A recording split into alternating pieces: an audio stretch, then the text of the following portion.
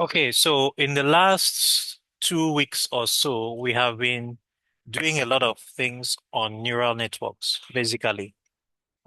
We first of all looked at the basic principles of neural networks. We looked at a single neuron, then we looked at a perceptron, then we looked at neural network layers, and then we looked at using PyTorch to build networks.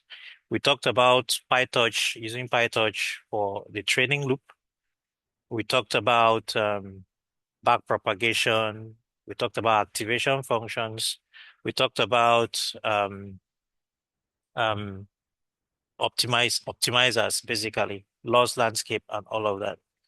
So I know that that is a lot of theory, and um, we've done a bit of hands-on, but today I really want to go in and bring all of those topics together.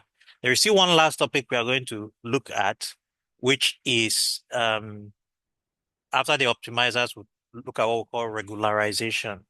But before I go into regularization, that will bring us to like the full components, the bits and the pieces that we all need to have deep foundation in order to be able to move forward with, the next thing, which is the architecture, the different neural network architectures.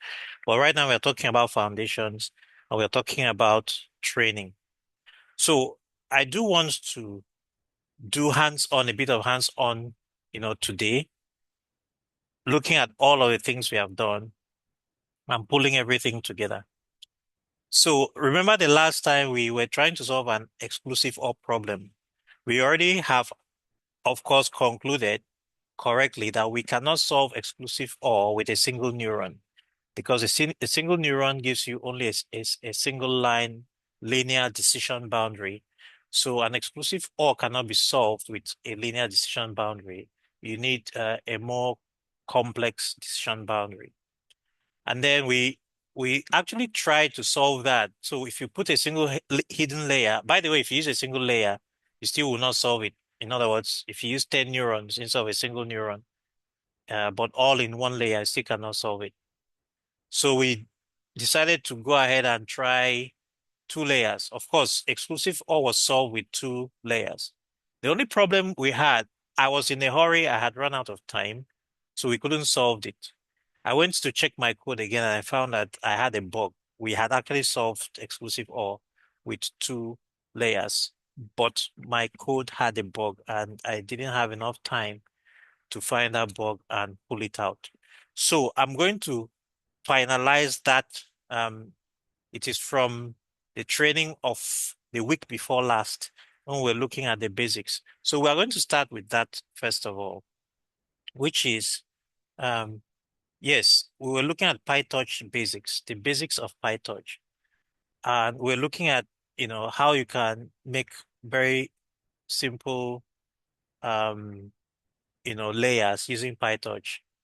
In this notebook, if you can remember, I first of all made a single neuron using my own, code written from scratch, right? With a simple uh, class.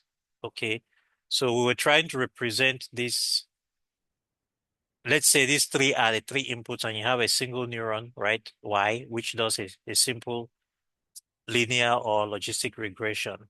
Okay. So the simple implementation was for a linear regression.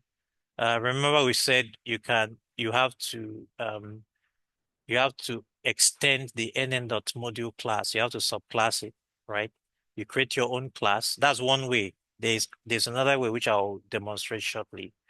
You create a new class. In the initialization function for that class, you of course call the parent initialization function.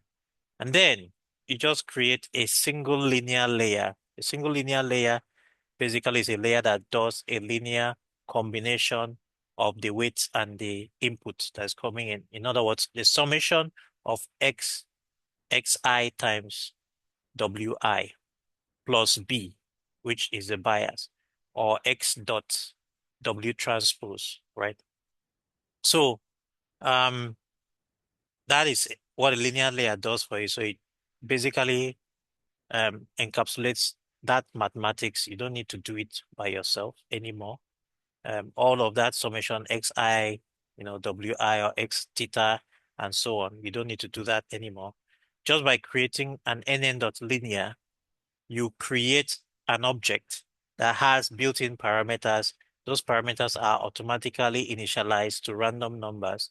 And you can decide the number of parameters by specifying these two arguments into the class initialization. So the first is the number of inputs, which is 3, and the second is the number of outputs, which also represent the number of neurons in that layer. So in this case, I was simply doing a layer that has a single neuron output like this and 3 inputs, which is what we have in this diagram. Then if you are implementing a network in this manner by subclassing nn.module, you will have to define a forward method as well. And then the forward method is simply take the value of x, which is a signal that comes in, and you still pass it through this instance of a linear layer. So essentially, it's the forward is a kind of envelope that encapsulates all of the things that you would do in forward propagation. And that was it, right? So we were able to run this. So I'm going to now do a bit of experiments here because um, we did do a simple net and we tried to train a more complex net. But this time around, I'm going to do a bit of experiments with both the simple net that has a single neuron and a net that has 2 layers and 3 layers. So here, in the same way, when I was demonstrating how to use PyTorch, I showed you how you could use the same approach, right, to make a 2-layer network. And again, you define the elements in that 2-layer network, and then you can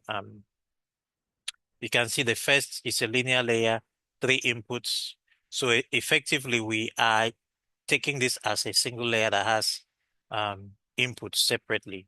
So that was a 3 inputs and then 3 outputs. And then for that one, because we are going from here to here, there is no activation. So we just we then define the hidden layer, okay, which is this hidden layer. It has 3 inputs, which are these 3, and it has 4 outputs, basically 4 neurons. Okay, so each neuron has 3 inputs coming into it, right? And then we also added an activation to this. And then after the activation, you still have 4 outputs from the previous hidden layer going into the output layer. The output layer will have 4 inputs, right? And 2 outputs, the 2 outputs being these 2 neurons. And then after that, we add a sigmoid activation, which will come out. So again, we just stack this, right? We initialize each layer separately, but the actual forward propagation, again, like before, is done in the forward method. So in this forward method, the X that comes in, we pass it into the input layer, and the output from it, it calculates, of course, this is basically computation. It computes the all of that stuff that we talked about before, the summation xiwi, right, plus b. Okay, that's what it computes here. And then the result is this. And then that result, again, you pass into hidden layer, which also does its own computation of summation xiwi. And then the output is here. And then this output, we pass it through the act, which we define as the activation function. In this case, we use the ReLU. Okay. And then we pass this X into the output layer, same thing. And then from that output layer, we pass into the output activation, which we had defined here as a sigmoid. And that is it. So with this is how you define a 2-layer network. Um, I also went for using the same thing to do a 3-layer network.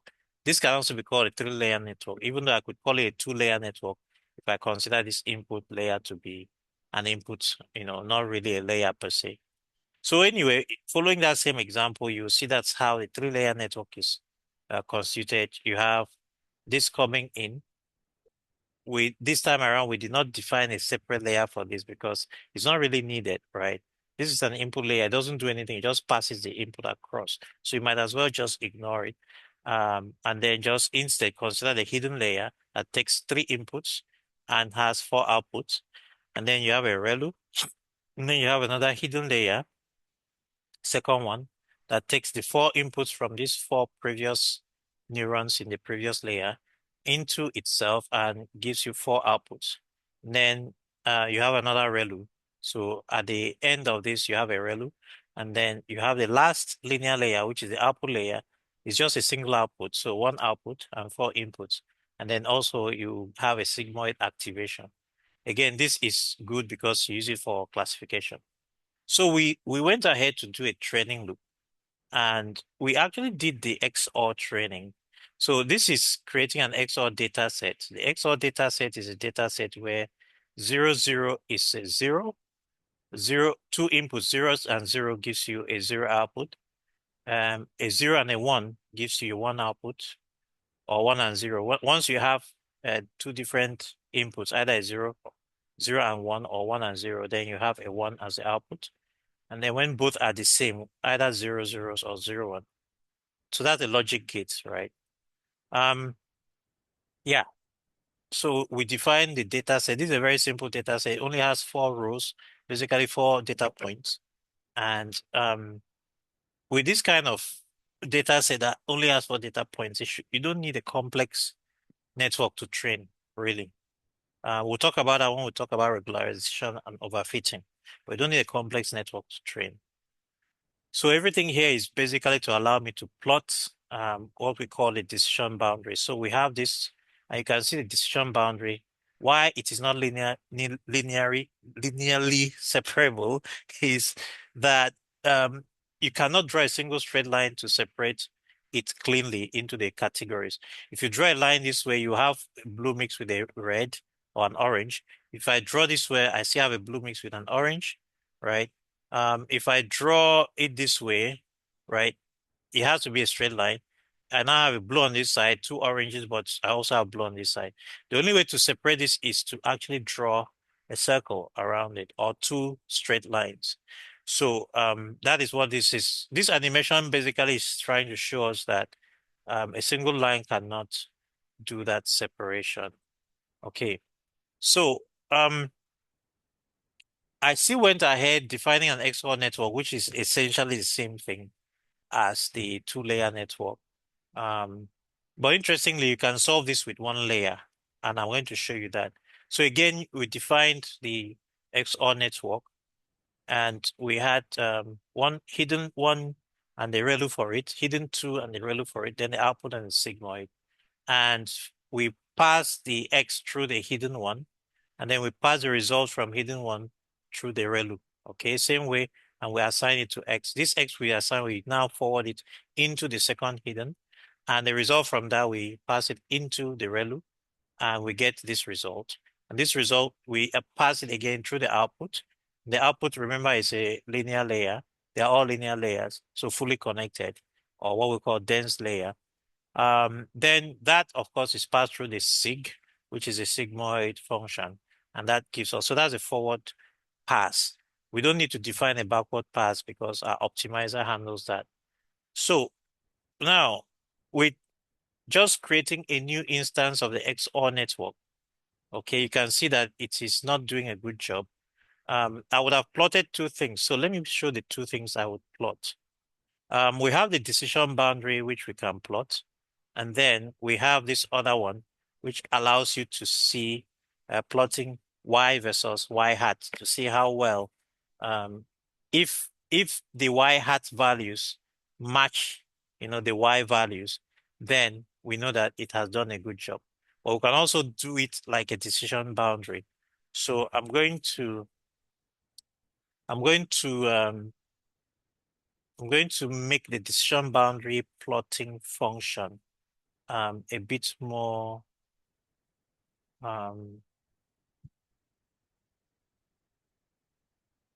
yeah, so this uses a scatter plot. So I'm going to take this scatter plot basically and put it into a function, right? I'm going to put it into a function. Let me see if I can grab all the pieces of it. Okay. Um,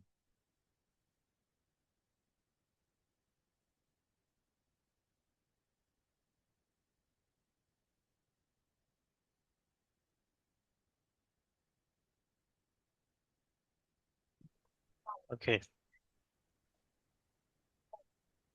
So let me run this again. So we have subplots. I'm just going to do this as a PLT. Um, okay, first of all, PLT dot figure. Okay, specify the figure size. And yeah, we can go with the 5.3. Now, so I will only do a single subplot. I'm not going to do a lot of subplots. So we will have PLT dot subplot. Yeah, 1, 2, 1. Okay. So Yes, 1,000. now PLT. No. Okay. So we do a scatter, then we do all of these other ones.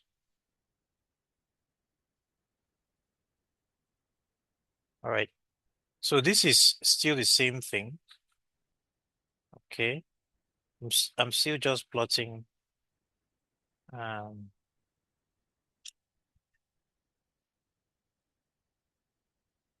yeah, I'm not going to bother about setting limits. Um, okay, so this should be X level and Y level. Okay.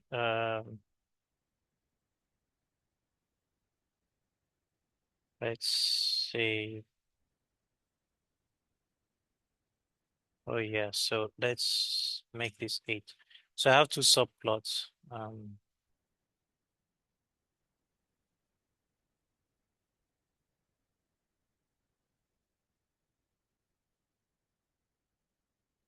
All right. So um, in order to make it easy, I will put this in a function. I'll put this in a function that allows to plot the decision boundaries. So there are two ways we will plot it. All right. So we will have the X values, the Y values, and yeah, just the values and the Y values. Um, and it's as simple as that.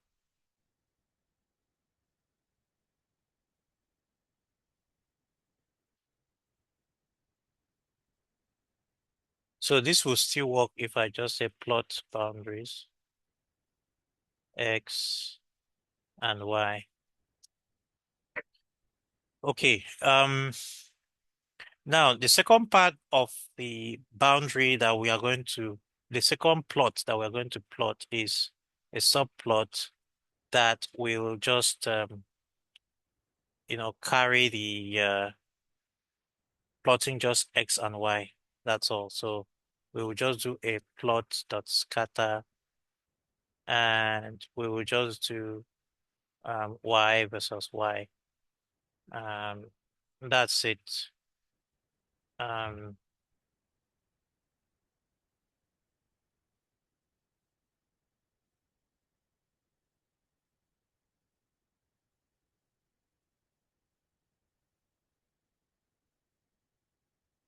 Y hat.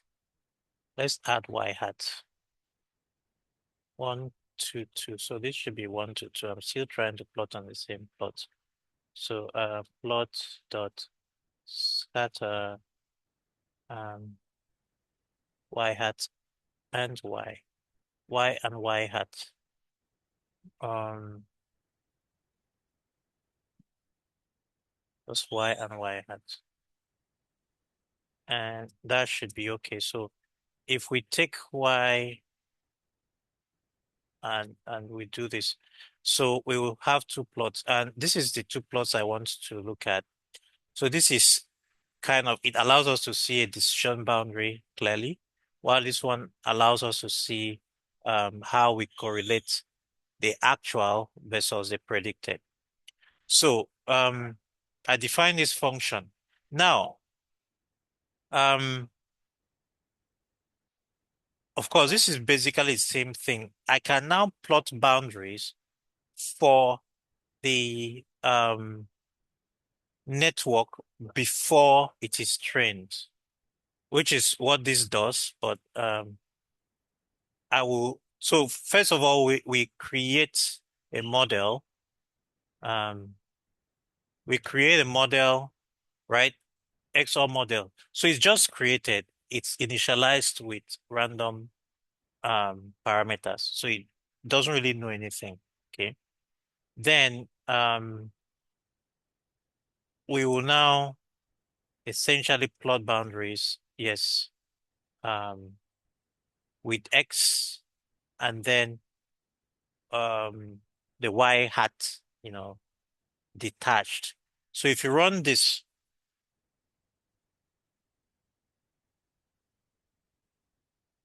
oh, I forgot the actual line that makes up the decision boundary. So yes, there should be a line. Anyway, we will do that later on.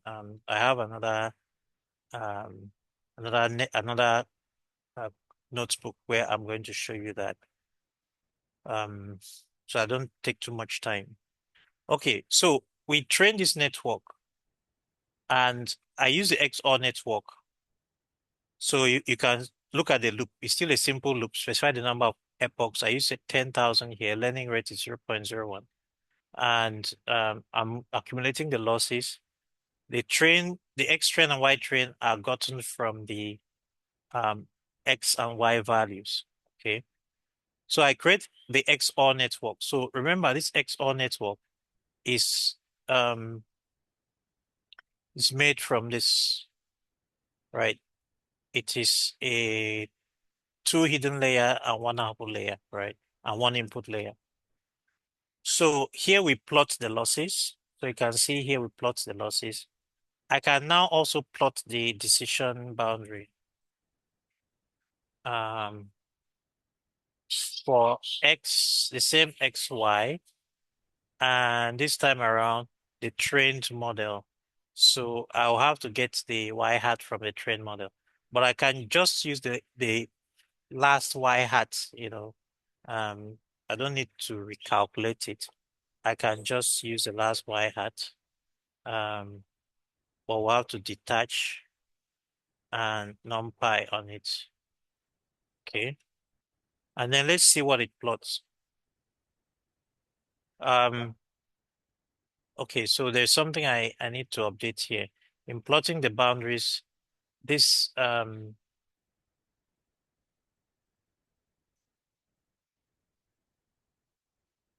let's let me do two scatter, right? The first one is plotting Y against Y, and the second one is plotting Y against Y hat.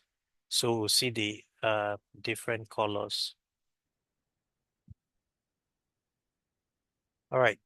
I really wanted to show this. So after training this network, you will see that we actually got this network to be able to predict the exclusive OR.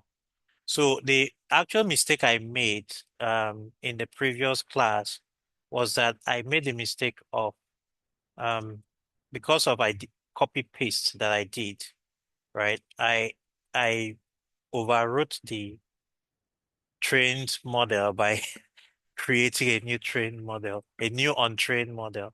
So I kept getting this, right? And I was wondering what's going on. That was a mistake.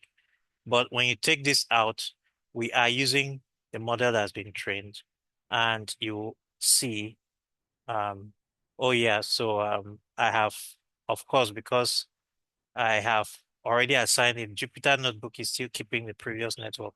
So I have to retrain it again. And once it is trained, you can look at the boundaries again. It is now able to pick this, and you also see it here, right? So it's not well trained, so it's still a bit short. So that's yeah. So this is the full function for plotting decision boundary, which came a bit later. This one adds the contour lines as well. So if you look at this, if I plot a decision boundary for this model I just trained, yes, you can see how how good it is. You can see that it solved the exclusive, or it draws the decision boundary here. So everything inside this boundary is blue, everything outside is red. So now I want to I just do a bit of experiments to explain a few things um, that may happen. So first of all, we used a two-layer neural network. We don't need to use a two-layer neural network, right? So the first experiment is, what is the minimum size that we actually need? So in this case, I'm going to use a shorter way of defining models. So PyTorch allows us to define a model using the nn.sequential class. So when you specify nn.sequential, then you can stack your layers in here, right? Because you don't need you need a sequential behavior. Sequential has a special meaning. Basically, nn.sequential is a kind of encapsulating class, a wrapper class that allows you to stack layers. And it is going to, when in the forward pass, it has a built-in forward pass, right?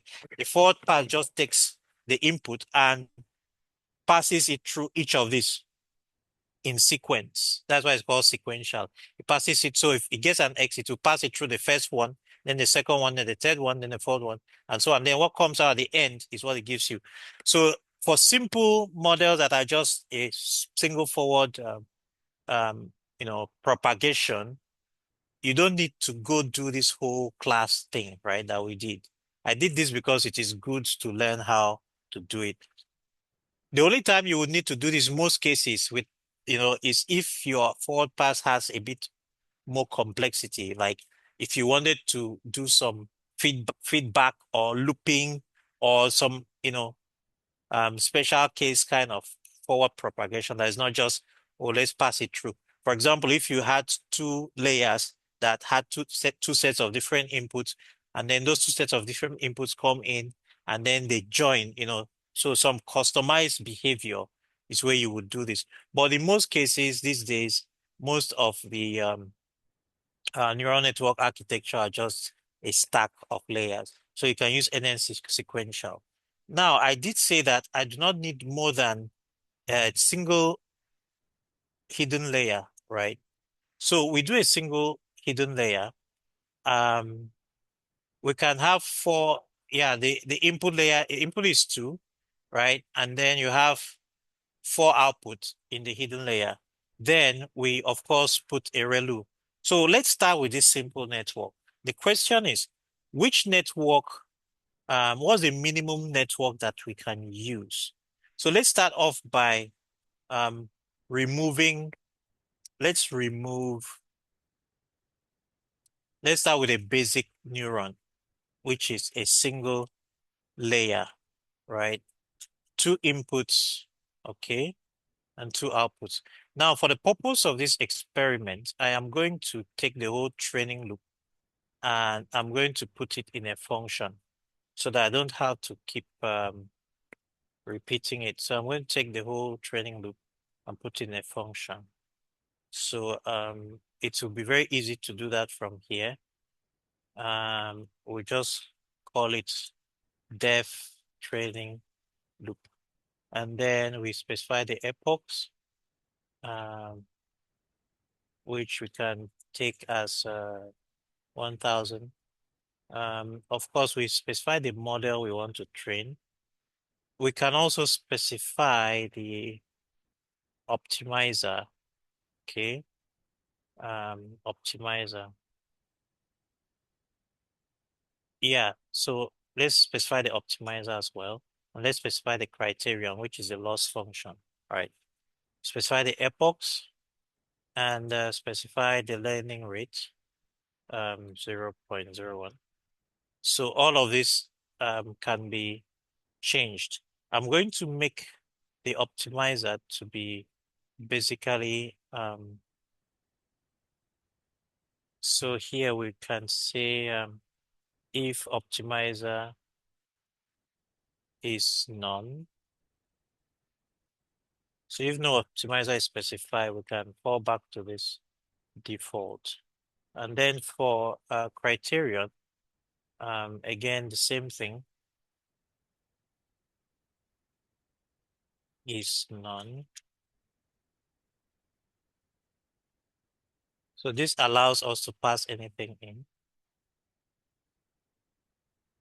Okay, so if nothing is passed, default is none, criterion default is none. Um, we can even, well, we'll leave the model as a required parameter. So I'm going to take the model out and yeah. So we could also define the X train and the Y train, but I'm not going to do that either because I it's exclusive OR. So let me just mention it that it's an exclusive OR training loop. So I don't need to always define the data.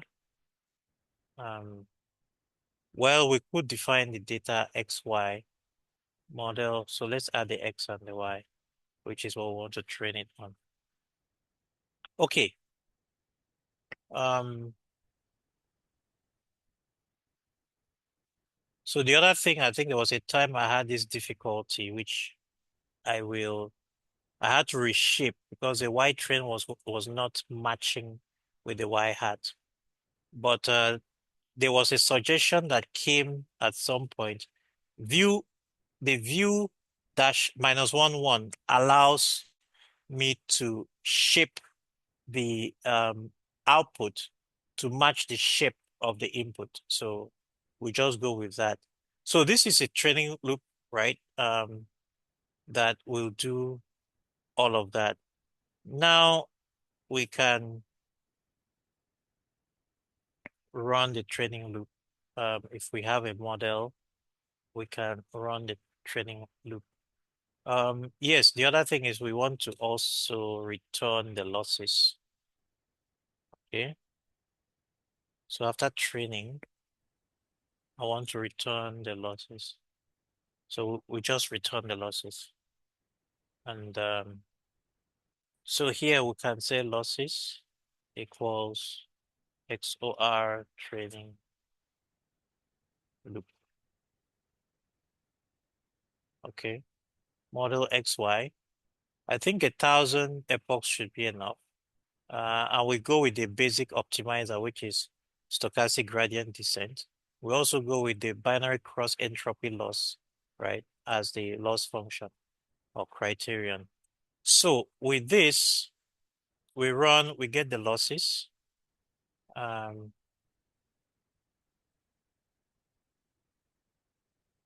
okay, that's because I mistyped that. Okay,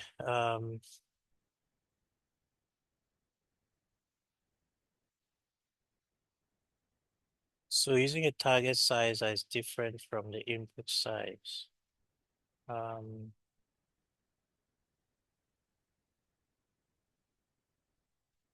okay. It's basically the same thing. Let me do a reshape, which I had. Uh, yeah, let me do a reshape and solve that problem. Okay, so I have now pulled the entire training loop into a function. Now, in order to do my experiment, I need to be able to do that. So let's run the training loop with this model. Same learning rate, 1,000. So Um,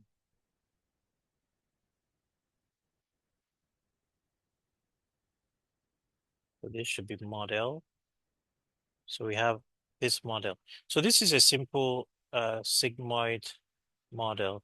After training, I want to plot the I want to plot the losses.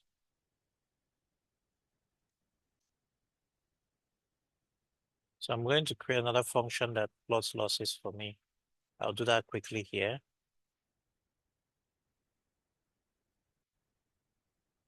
So I don't need to keep repeating that.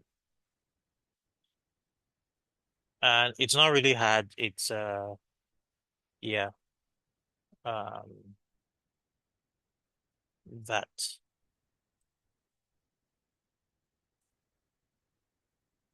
So we have this is a simple model, right?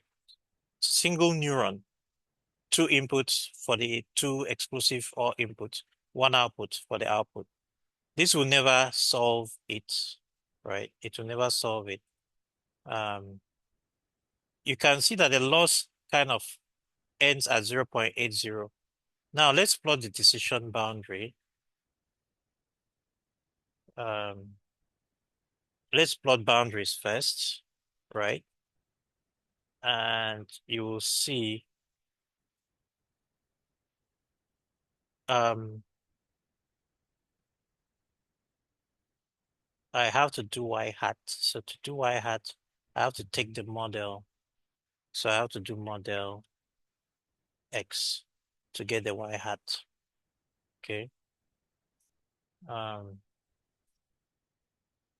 all right. So tensor torch from numpy because x is still numpy, which I had forgotten. So plot the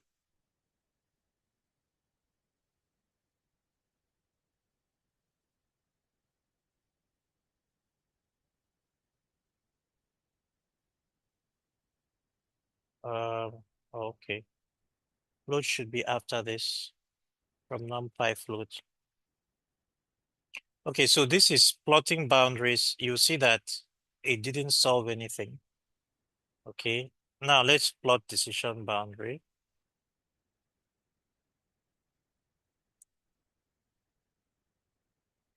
And the model we just trained X, Y.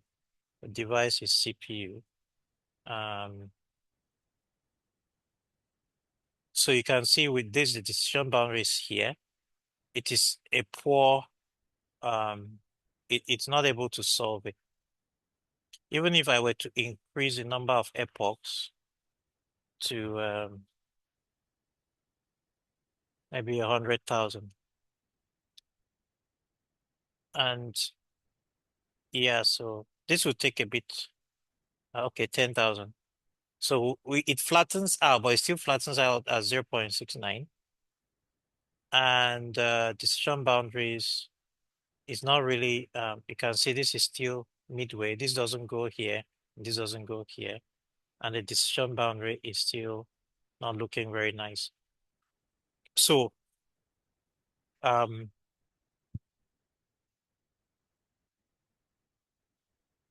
now let's do some experiments. So the first thing is let's make a second layer. So we do nn.relu and this will be 4 to 1. Okay, sorry, nn.relu comes in between. Then after the relu, we will have the next layer, which is going to be linear. It should actually be 4, 1, right? This is 2, 4. So we change it. So we have a hidden layer that has 4 neurons in it. So you have 2 inputs into a 4-neuron hidden layer. We have a ReLU through that hidden layer. And then you have another linear layer that takes the 4 hidden layers into a single output layer. And you have a sigmoid. This can solve the exclusive OR problem. But we have a problem, which I also did not see. Yeah, Well, ReLU does a good job. Now with 10,000 epochs, we don't actually need 10,000 epochs, but you can already see that the loss this time around has dropped to 0.04, 0.04 compared to 0.6, which we had before. And you can see it has not flattened out yet, so we could train it some more. Um, you can see it's getting closer to this. And the decision boundary, you can see we have a clear decision boundary that separates the two. So just by adding extra layer, you solve exclusive OR problem. Now, let's do something. I used a 10,000 epochs. What if I use 1,000 epochs, still with the same um, single layer, right? It's faster, but you can see it stops at 0.71 with 1,000 epochs. We don't have, it hasn't yet plateaued out with ReLU. And if we go check the decision boundary, it hasn't done a good job yet. Okay, this is ReLU. It kind of okay, it's able to do it, right? But it probably would have done a better job. Um,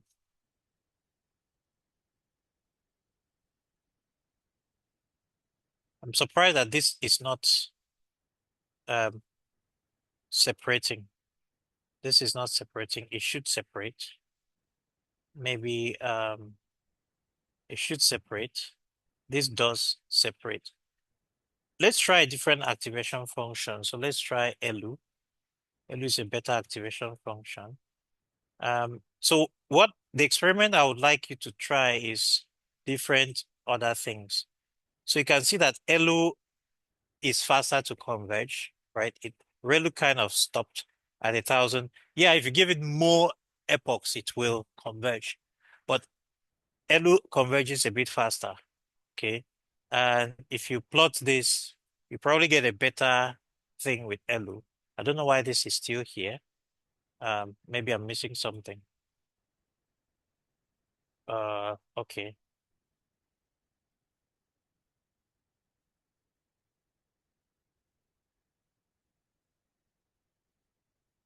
I hope the model is getting updated. This looks like an old model that I'm still, so let me do this just to be sure I'm getting the most recent version of the model. Um, let's return the model and the losses from the training loop. But it does look like, yeah, we can see the loss kind of is at 0.0206. And let's plot it here. And decision boundary is getting better here. Um, sorry, this should be model and losses. So I missed something.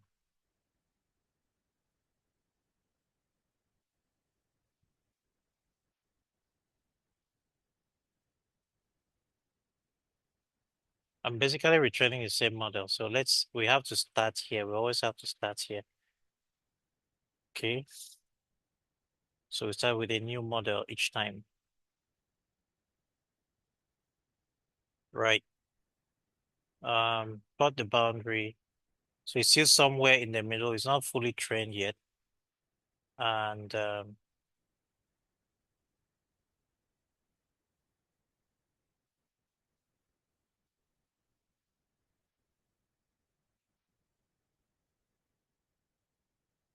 okay.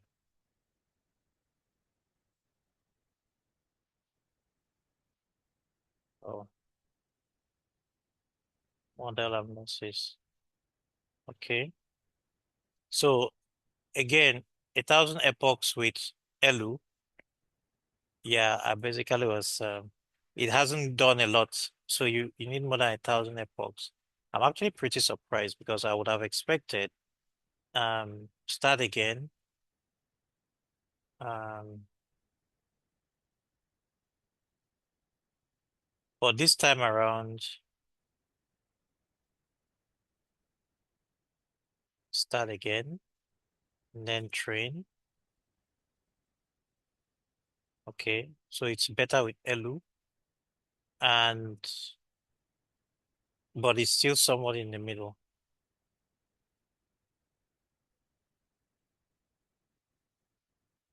So um,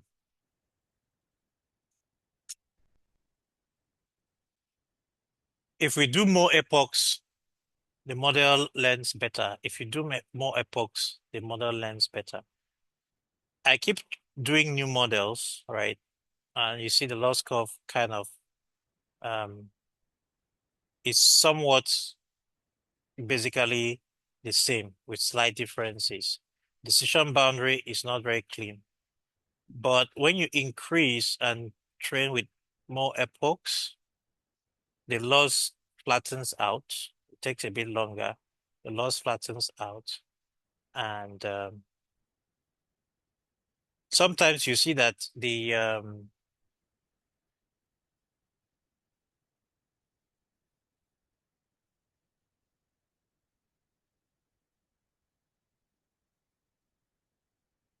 so now you have a better decision boundary. Okay, so you can try other things. For example, you could decide that you want to try a different um criterion. So instead of using the binary cross entropy, try a different loss function. For example, MSE loss. And that's, let's see how much better MSE loss does. Or we could just, put it in here. So this is experiments you should do just to get a better hang of it. You really know the difference when you try them out. So MSC loss it hasn't flattened out yet. It hasn't flattened out yet. So this is still not looking as I would expect. I think there's a mistake in that code. Right. So decision boundary is not clear. Um,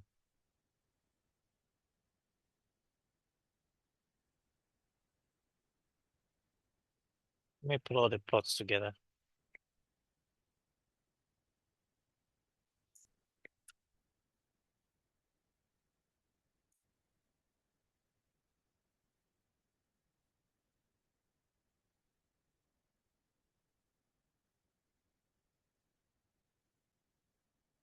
So MSC loss, well, didn't do a good job. BCE loss with 10,000 epochs. Right. So you can see binary cross entropy does better on the XOR problem. So these are the kinds of experiments you could do. You could also try, instead of using stochastic gradient descent, which is SGD, you could try Adam. We talked about optimizers, and I'm going to do a separate, but let's just say we are trying optimizer equals n dot optim. So we'll just try with Adam and with learning rate of 0.01, probably to, oh, the other thing is we did not try learning rate. So that's another hyperparameter to try. Adam will converge faster. Okay, I have missed something. It should be nn dot um, torch. Oh, sorry. Torch dot opti, not nn. Torch optimizer. Okay. Um, so you see how the loss jumps down immediately. Adam, Adam gives you almost perfect scores with 10,000, right? Adam gives you um with that kind of high learning rate. So it gives you very good score very fast. With Adam, you probably didn't need 1,000 epochs. So the question is, should I always use Adam when I am training?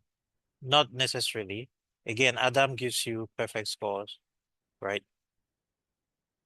Gives you perfect. So you ask yourself, why did I use stochastic gradient descent in the first place? You know, it depends. So that's Adam and Elu. I could use Adam and Relu,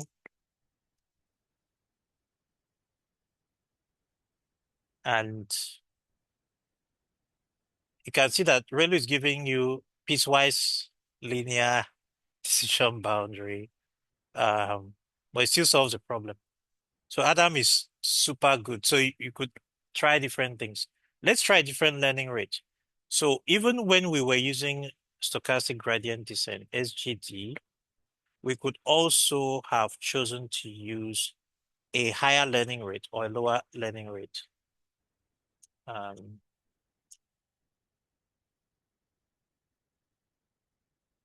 could have chosen to use a higher learning rate or a lower learning rate.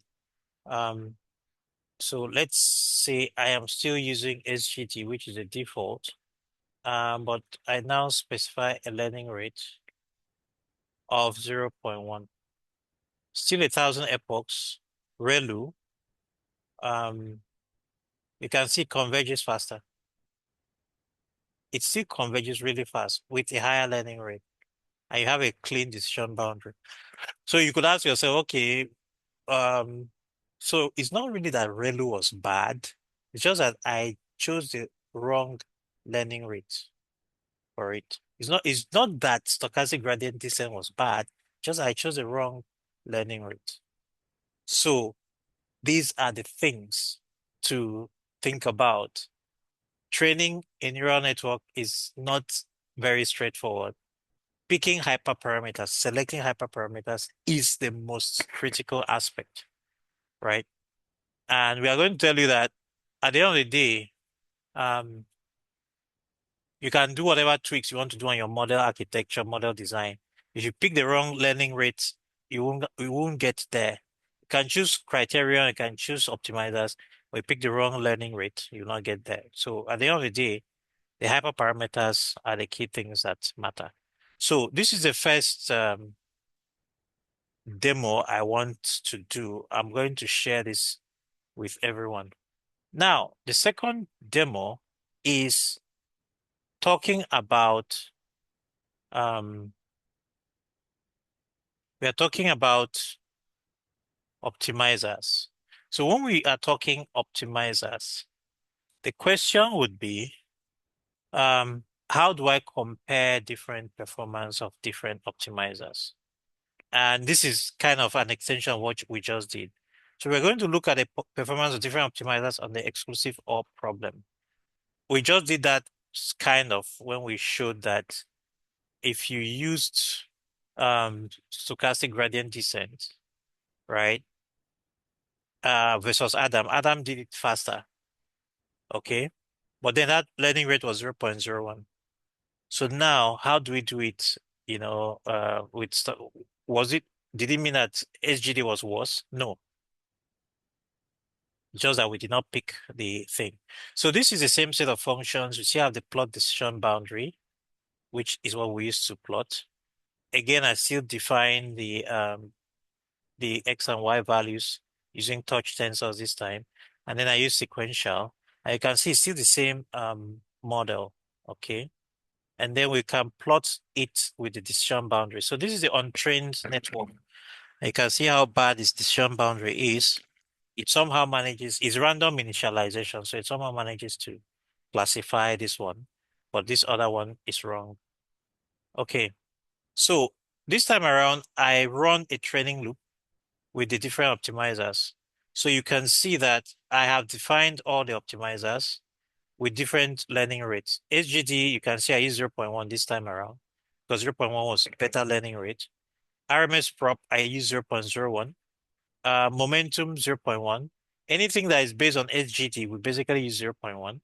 Then the Adam and Co, we use 0.01 because the learning rate should not be too high since these ones are combination of two factors. We have the momentum factor and then we have the RMS prop, the variance factor. So Um, those two factors, you need a lower learning rate. And then, of course, the variance factor is what contributes to the automatic um, adjustment of learning rate per parameter. So I do a training loop, which I'm using MSE loss. I could also have used BCE loss here, right? And the question again was BCE loss better or was it was better, right? MSE was in a classification, a binary classification problem. That's why BCE is used for binary classification. But it doesn't mean that I couldn't use MSE loss. It's just that it will not give me an optimal result. Okay, so in this loop this time, I look for each optimizer, and then for each optimizer, I restore the original parameters. This is basically saying we start with exactly the same model for each optimizer. Then we plot the loss. We do the training loop, simple training loop again, predict. After you predict, you calculate your loss. After you calculate the loss, then you zero the gradient. You run backwards propagation with the loss function. You run parameter updates with the optimizer. That's that step. Then we append the losses, and then we plot all of this in a graph.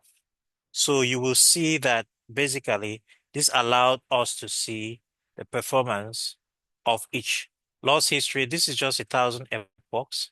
And SGD does this. RMS prop does this. SGD did not really get to the 1.0, 1.0, which is what we want to be. RMS prop came close. It actually got us exactly 0 and 1.0. Um, this is SGD with momentum, right? So you can see. And again, it got us there. And then you have Nesterov. So this is SGD with Nesterov momentum. It's basically momentum, but a slightly different formula is used to calculate the weighted, gradients that we call the momentum. I can see again how that does. This was just 4, so I'm going to rerun this, right? Then I did something where I tried to figure out which optimizer gave the lowest loss. It was RMS prop, but that was with only 4 optimizers. So I'm going to run this again. This is 1,000 epochs. We could go to 10,000, but by 10,000, almost all of them will basically converge. So you see that you can try different optimizers. This helps us to see how each optimizer performs. But at the end of the day, right, the most important thing for you to think about is it is not really about the optimizer. There is no optimizer that is perfect. It will do well in some class of problems and it will do poorly in other classes of problems. So you cannot just say, hey, I will always go with Adam or Adam with weight decay, or I'll always go with SGD. Sometimes you may have to experiment. And after some time, you begin to get sufficient experience that you will know which is better. So this time around, again, I ran with all, I think it's almost 1, 2, 3, 4, 5, 6, 7, 8, 9, 10, 11, 12. Those are 12 different variants, and there are more than this actually of optimizers you could pull out from PyTorch. There are far more than that. But you can see loss, how it drops. You even see these bumps, meaning it hits some kind of saddle point, right? This is again SGD. And again, remember this model is ReLU. So that's another thing, ReLU. I'm going to change this to an ELU, which is exponential linear unit. The ELU, the negative side of it, it uses a smooth curve, unlike the ReLU that just has a sharp change at point 0, right? ELU does better, but ReLU will always give you this kind of um, line, piecewise linear decision boundary. That's what you tend to see. So you can see, right, with ReLU this, um, that momentum does better. So first of all, you see that SGD does not converge really fast, even with a 0.1. RMS prop converges faster. Um, because this is using square of the historical gradient, right? And that's why it's called root mean square. Root mean square of the gradient, right? Then you have root mean square prop. So then you have momentum. So in momentum, you now have the historical gradient, not the root mean square, but the direct gradient, the absolute value, or the sum, the weighted average. No, the not weighted average. The well, it's a weighted average, kind of a moving average. That's what it is. So you see that this converges faster. Okay, take note of the initial losses. Always starts with the same loss, 0.69. So I'm always starting with the same set of parameters. So in 1,000 epochs, this converges faster, right? Nesterov converges faster as well. Adam also, because Adam is inheriting the momentum, right? As well as the RMS prop per parameter learning rates. Adam W is Adam with the weight decay is detached. We are going to talk about weight decay shortly when we go into regularization. Then Nadam is basically an Adam, but it uses a Nesterov momentum. So instead of using a normal momentum, right, it uses a Nesterov formula for momentum. So that's called Nadam. And you can see it kind of converges faster as well. Then we have what other grad. These are like um, older ones. You have other grad, you have other delta. This is not doing a good job at all. Um, this is not doing a good job at all. Then you have Adam Axe, which is a variant of Adam as well. Then you have R prop, okay, and then you have ASGD. So these are all the different ones. And my code eventually was kind of comparing the losses as it was training, trying to figure out which optimizer has the lowest loss. There is a place where I was tracking that.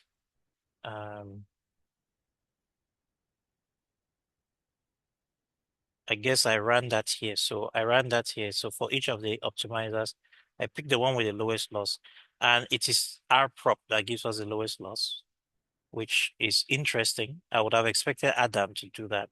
So R prop, we didn't talk about R prop a lot, but you see how quickly it just drops and then it stays flat throughout. And it gives us a really nice linear decision boundary. Let's do one more time, but this time we will use ELU, not ReLU, because ReLU, ELU actually would converge faster than ReLU, with any of these other ones. So I'm going to rerun this from the beginning. Still 1,000 epochs, and you will see that ELU will even converge faster with probably much lower loss. So does that mean you should use ELU instead of ReLU? Depends, right? So in some situations, the difference may be so small. ELU, in terms of compute, takes much more compute than ReLU. ReLU is, a lot of people favor ReLU because it takes so little time to compute it. It's basically a single if statement, right? Um, so if you are doing a deep neural network where there's a lot of um, parameters and you have to calculate a lot of activations, you may find that, okay, the network is deep enough that there is not much difference between ELU and ReLU, but the speed becomes the main difference. So now because I use ELU, you see SGD gives me a much better loss, right? And a much better decision boundary as well. Even though you still have this hanging up here, it hasn't come all the way down to zero. And this one too. Um, Same thing with RMS prop. It gives me a perfect result, which is quite interesting. Momentum as well, perfect results. And loss history, Nesterov, Adam, Adam with separate weight decay, Nesterov, Adam, other grad, other delta. So even other delta somehow managed to perform, right, with ELU. So you see how that makes a difference, even though it's not really good generally, in terms of the actual value, but it's able to give a decision boundary. This one, the boundary is too close to this value, which is why this value is coming up high here, while this one is close down. This one is far away from decision boundary. Um, our prop. So our prop comes up with this interesting one, right? And it hits zero. Final loss, it hits zero. So it gives you a perfect answer. ASGT doesn't give a perfect answer. So you can check all the ones that give a final loss of zero. Um, the Nadam, Adam, um, Adam with this. So yes, which gave us a perfect score. Final loss 0.0010 is our prop.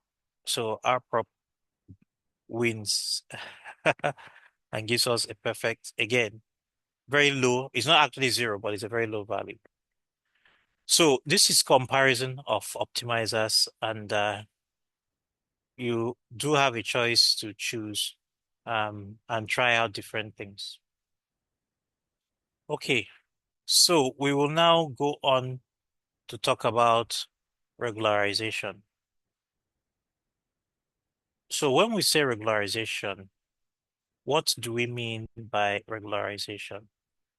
Regularization is something that you do in order to minimize what we call overfitting. So in this session, we are going to talk about overfitting and the things that can go wrong with training, the training loop. We've looked at a few things just now. Um, Overfitting is normal. It's not a bug. So a lot of people were trained to think that overfitting is a bug or even underfitting, right? It depends on your model. So you have to understand that. And what is overfitting? We'll talk about that as well. And then how you can solve overfitting, improve generalization by using regularization. We'll define what regularization means. And then we'll also look at how you can read loss curves, you know, like an instrument that you can use to diagnose. So all these graphs and curves that you normally plot when you're training models, they are not just for fun. They actually are meant to give you information on how well your model is doing, on how well the training is going, whether your model is learning properly, correctly, or whether it is overfitting or having any other kind of issues. Okay. And then how can you debug this? Instead of making guesses, you use a systematic approach to figure out what is going on. So some of the key questions I will answer is, why is the model performing well on training data but poorly on validation? So we're going to talk about that, you know, um, that balance between overfitting and underfitting, bias variance, and all of that. And when you should stop training, if you should stop training, then how do you know if your model is too simple or too complex? What can you do, you know, when your training diverges? So the first thing to understand is overfitting. What is overfitting? Overfitting is a situation where your model begins to learn not the actual pattern in the data, but the noise and quirks in the data, right? And specific examples in the data, rather than learning the specific, or rather the general pattern in the data. Because when you're training a neural network, you're training it to learn general patterns, not to learn exceptions that are found in the data. Okay. So what happens with overfitting is that effectively your model is memorizing the training data instead of learning from it to generalize. And memorizing is like you going to an exam and cramming, what we call cramming, all of the lessons or the questions, right?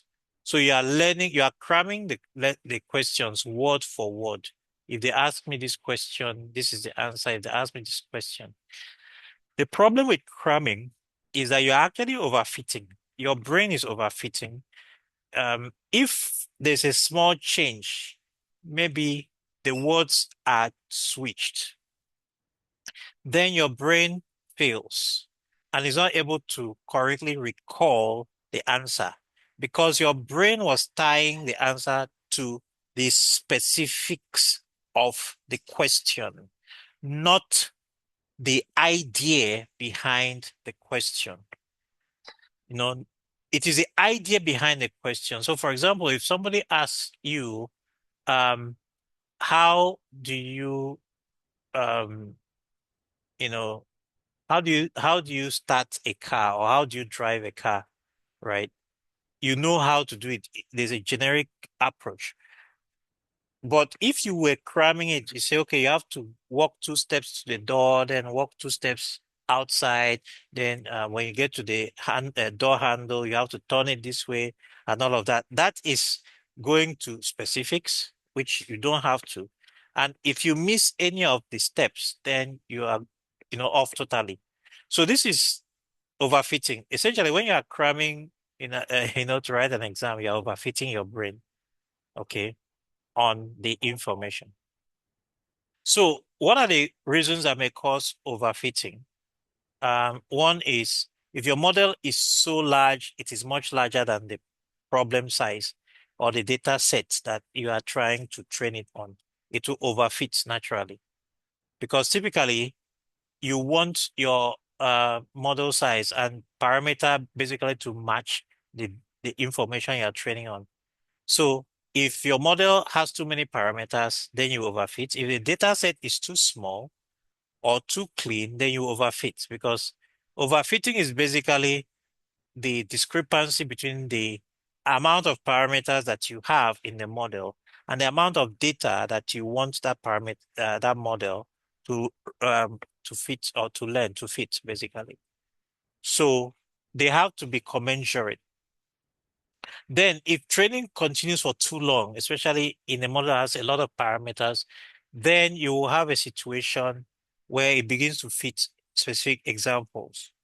And again, if you don't have constraints on weight growth, so the weights can become so large, disproportionately, some will be disproportionately large and some will be disproportionately small. And when I say weights, I'm talking about the parameters themselves. So some of the key symptoms that you find when you are training a model, always check the training loss and the validation loss. So far, all we've been doing is we capture the training loss and we only view the training loss. So from hence, from henceforth, from today, we will do validation loss. Now, test loss is different from validation loss for your information. But in most cases, we can just consider them the same.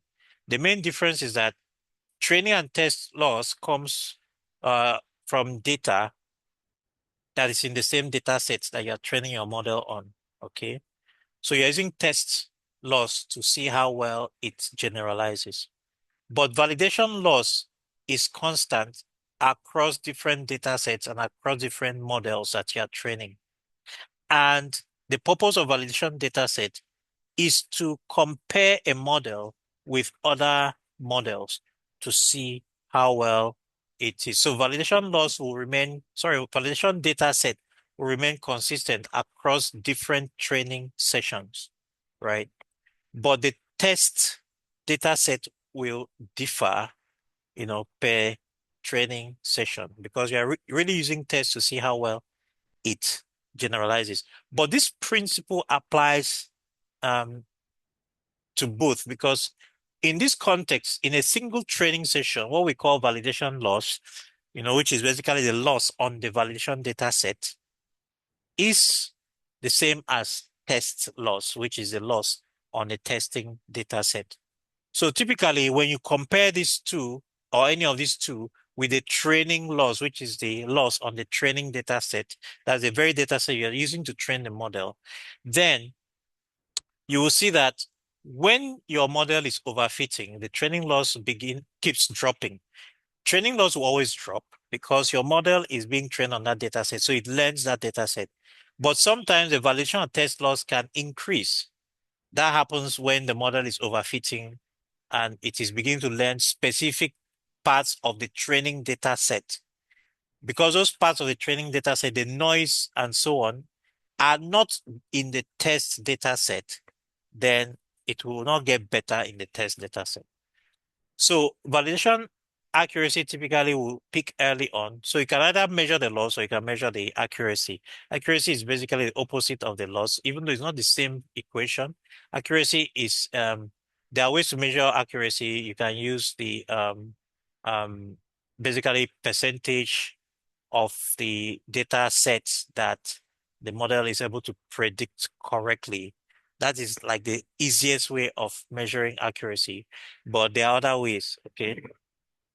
So, um, overfitting does not mean that your training is bad. It just means that the capacity of the network is much more than data. So what you can do is to um, introduce regularization, which we'll talk about. So here you see there are three different charts.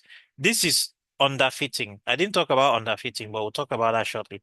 Underfitting means your model is not able to learn the data properly.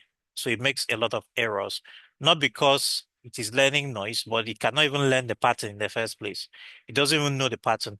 And underfitting typically happens when your model is too small. So it's now the opposite. Your model is too small or the data set is too large. The data set is too large for the model to learn. So typically how you solve underfitting is increase the model size or complexity so that it can learn the data better. So that's underfitting.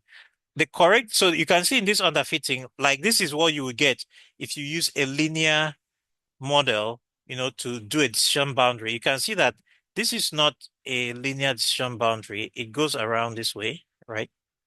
So if you use a linear model, you would never get a proper fit. You always have underfit. And that's what, in fact, this is the best a linear model can give you, where you have a lot of these dark greens, right? Versus light greens. So you see how a bunch of dark greens that have been crossed over to the other side. Now, this is proper fitting. This is correct fitting.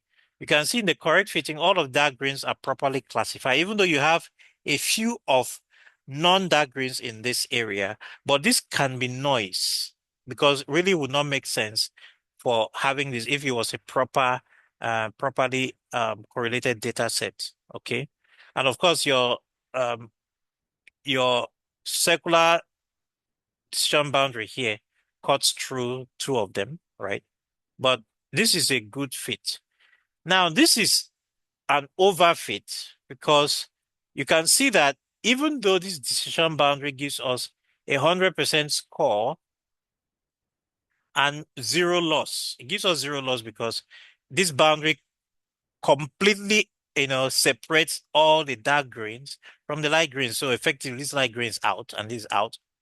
But it is not correct because this is not actually the true nature of the boundary.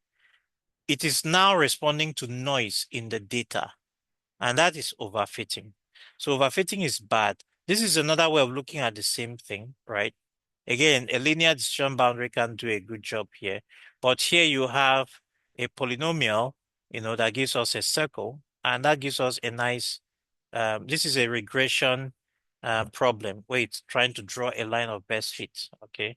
Now here it is overfitting because the line of best fit is not following the general pattern or trend. It is now trying to fit every single noise in the data. I'm even surprised it did not try to go and fit this one as well. So this is overfit. And like we said, overfit typically happens when you have a model that's too complex, has too many parameters. So this is a summary. Underfitting is high bias. So bias refers to underfitting. And it's always the case when the model is too simple, like a linear model for you, a linear model is always going to be too simple to solve any real world problem because most real world problems are non-linear. They are non-linear. It will be difficult for you to find a real world problem that is linear. So linear models are good examples. Again, if your neuron has too few layers, so like we just did now, a single layer perceptron cannot solve the exclusive OR problem, right? Because it has too few neurons and therefore cannot generate a nonlinear decision boundary. But when you use two layers, we're able to solve it. Now, there are actually some real world problems that are also too complex for 2 layers of neurons or even 10 layers. So in that case, you would say, okay, let's use more layers. A good example is, of course, the large language models of today, where they can, basically do NLP, natural language processing. We send them, a sequence of strings or text or characters, and they're able to draw meaning from it. That is seriously high level, very complex, correlation. Um, the decision boundary is multi-dimensional and very complex. So you need a lot of layers of neurons to be able to solve that. So you find that some of the LLMs may have up to 100 layers, 1,000 layers, or even tens of thousands of layers. We are going to look at those shortly. So typically high bias, how do you recognize high bias when you are training? Okay, underfitting. How do you recognize that? You see that your training loss is high and your validation loss is high. Both losses are high because even the data you're training on your model cannot learn it, right? So that's already a sign that, yeah, the model is not good. And if the training loss is high, obviously the evaluation of test loss is also going to be very high. So there's nothing you can do, no matter how much more you train the model. And we saw that with the exclusive OR with a single perceptron or a single neuron or a single layer. We found that we trained it with 1,000, and I can show that shortly. If you train it to 1,000, 100,000, a million epochs, it's still going to have about 0.63 as the loss, and it will never be able to solve your problem. So when you have underfitting, more training is not the solution. More training never helps with underfitting. What you do with underfitting is to increase the number of parameters, increase the complexity of your model, increase the layers if it's a neural network, and so on. So that's bias or high bias on underfitting. Now, the other side of the coin is overfitting, which we just talked about, high variance. So in that case, the model is too powerful, it's too flexible, it's too complex, it has too many parameters. So its capacity to learn is more than the data. So what happens is initially when you are training it, it learns the data. But because it still has extra capacity to learn because of the additional parameters, you continue to train it more, it begins to look for new additional stuff to learn. But because you do not have new data to give it, it begins to learn other aspects of data. It learns the noise in the data instead of the structure, instead of the patterns, instead of the generalized, pattern of data. It begins to learn exceptional cases like outliers, for example, this. It begins to learn how to fit the outliers, which is not what you want to do because you is effectively end up generating an incorrect decision boundary. So a good example is, for example, this one. This is an outlier, it's noise, these three. But by the time your model, in this case, this model does a good regression line, or even if it's a classification, anything on this side is good, anything on this side is bad. But here you could have something in here which should be classified, outside the boundary, but it's still inside the boundary because the model was given too much additional training. So typically what happens is when a model is very flexible or is very large, much larger than the data, if you continue to train it, at a certain point, it begins to overfit. So training for too long can be bad if the model is too large, right? It doesn't mean that training for too long is always bad. This is another thing because I know there are a bunch of questions I had earlier on where people said, is it a good, they told us that it's not good to train for too long. It is nuanced, and we're going to talk about that shortly, right? So some of the symptoms, how do you know when you have overfitting or high variance? Training loss can be very low because of course you are training. In fact, it can be so low, much lower than normal because it has started overfitting. It has started correctly fitting the outliers and the noise. Okay. But validation loss will be very high because you are now taking that same model and putting it on another set of data, you know, where that noise, it didn't learn how to fit the noise. So it begins to make mistakes and it will have higher loss on the validation data. Okay. And then you will see a large gap. So if you are plotting both the training loss and the validation loss, you begin to see a large gap between the two. In fact, you see a point when the gap starts. That is a point when overfitting started. Okay. So why do we need regularization? Regularization is needed so that you can prevent overfitting, right? And it is very easy to have neural networks overfit because neural network models are so flexible. You stack three or four layers, and you can imagine the number of parameters in three or four layers, right? So it's very easy for you to design a neural network model that can overfit. So the way for you to ensure you don't overfit is what we call regularization. Regularization is a way to counter overfitting in large models. So typically, what does regularization do? It limits the model capacity. So again, remember I said because you have a large number of parameters in the model, it has excess capacity. When it has learned the pattern, it begins to learn additional noise because it still has capacity to learn. So use regularization to limit its capacity so that it just learns the pattern. The second thing is it adds constraints to minimize complex decision boundaries or lines of best fit. Because the more complex a line of best fit is, the more likely that it's overfitting. So think about this. This is a line of best fit. It is, equation of a circle or an ellipse kind of, right? But here, it's a more complex line of best fit, right? But you can see it's because it's trying to overfit. So the constraints will discourage overly complex solutions, okay? And how you implement regularization is by adding a penalty to the cost function that grows with parameters. So what this means basically is you penalize parameters that are too large because it kind of has been found that when parameters are too large, what happens? It tends to overfit. That is when some parameters will blow up and some will become really small. So by penalizing the size, right? The numerical value or size of parameters, you introduce that regularization. So you can modify the regular optimization problem where you are trying to minimize the cost function, right? Here, L represents the cost function. So you are trying to minimize the loss by minimizing the value of the cost or the loss, calculated from the cost function. Instead of that, you add a penalty to the cost function and you try to minimize the total sum of the cost function plus this penalty. Now, this penalty is directly proportional to the total sum or size of the parameters. So what it means is that as the parameters become more bigger and bigger, we tend to minimize. So we end up coming up with parameters that are smaller, but they still are able to um, fit, the data. What this does in the end is it's able to come up with models that tend to be simpler, right? But generalize better. Okay. And it tends to come up with models that have smaller weights because models with larger weights often indicate a fragile solution.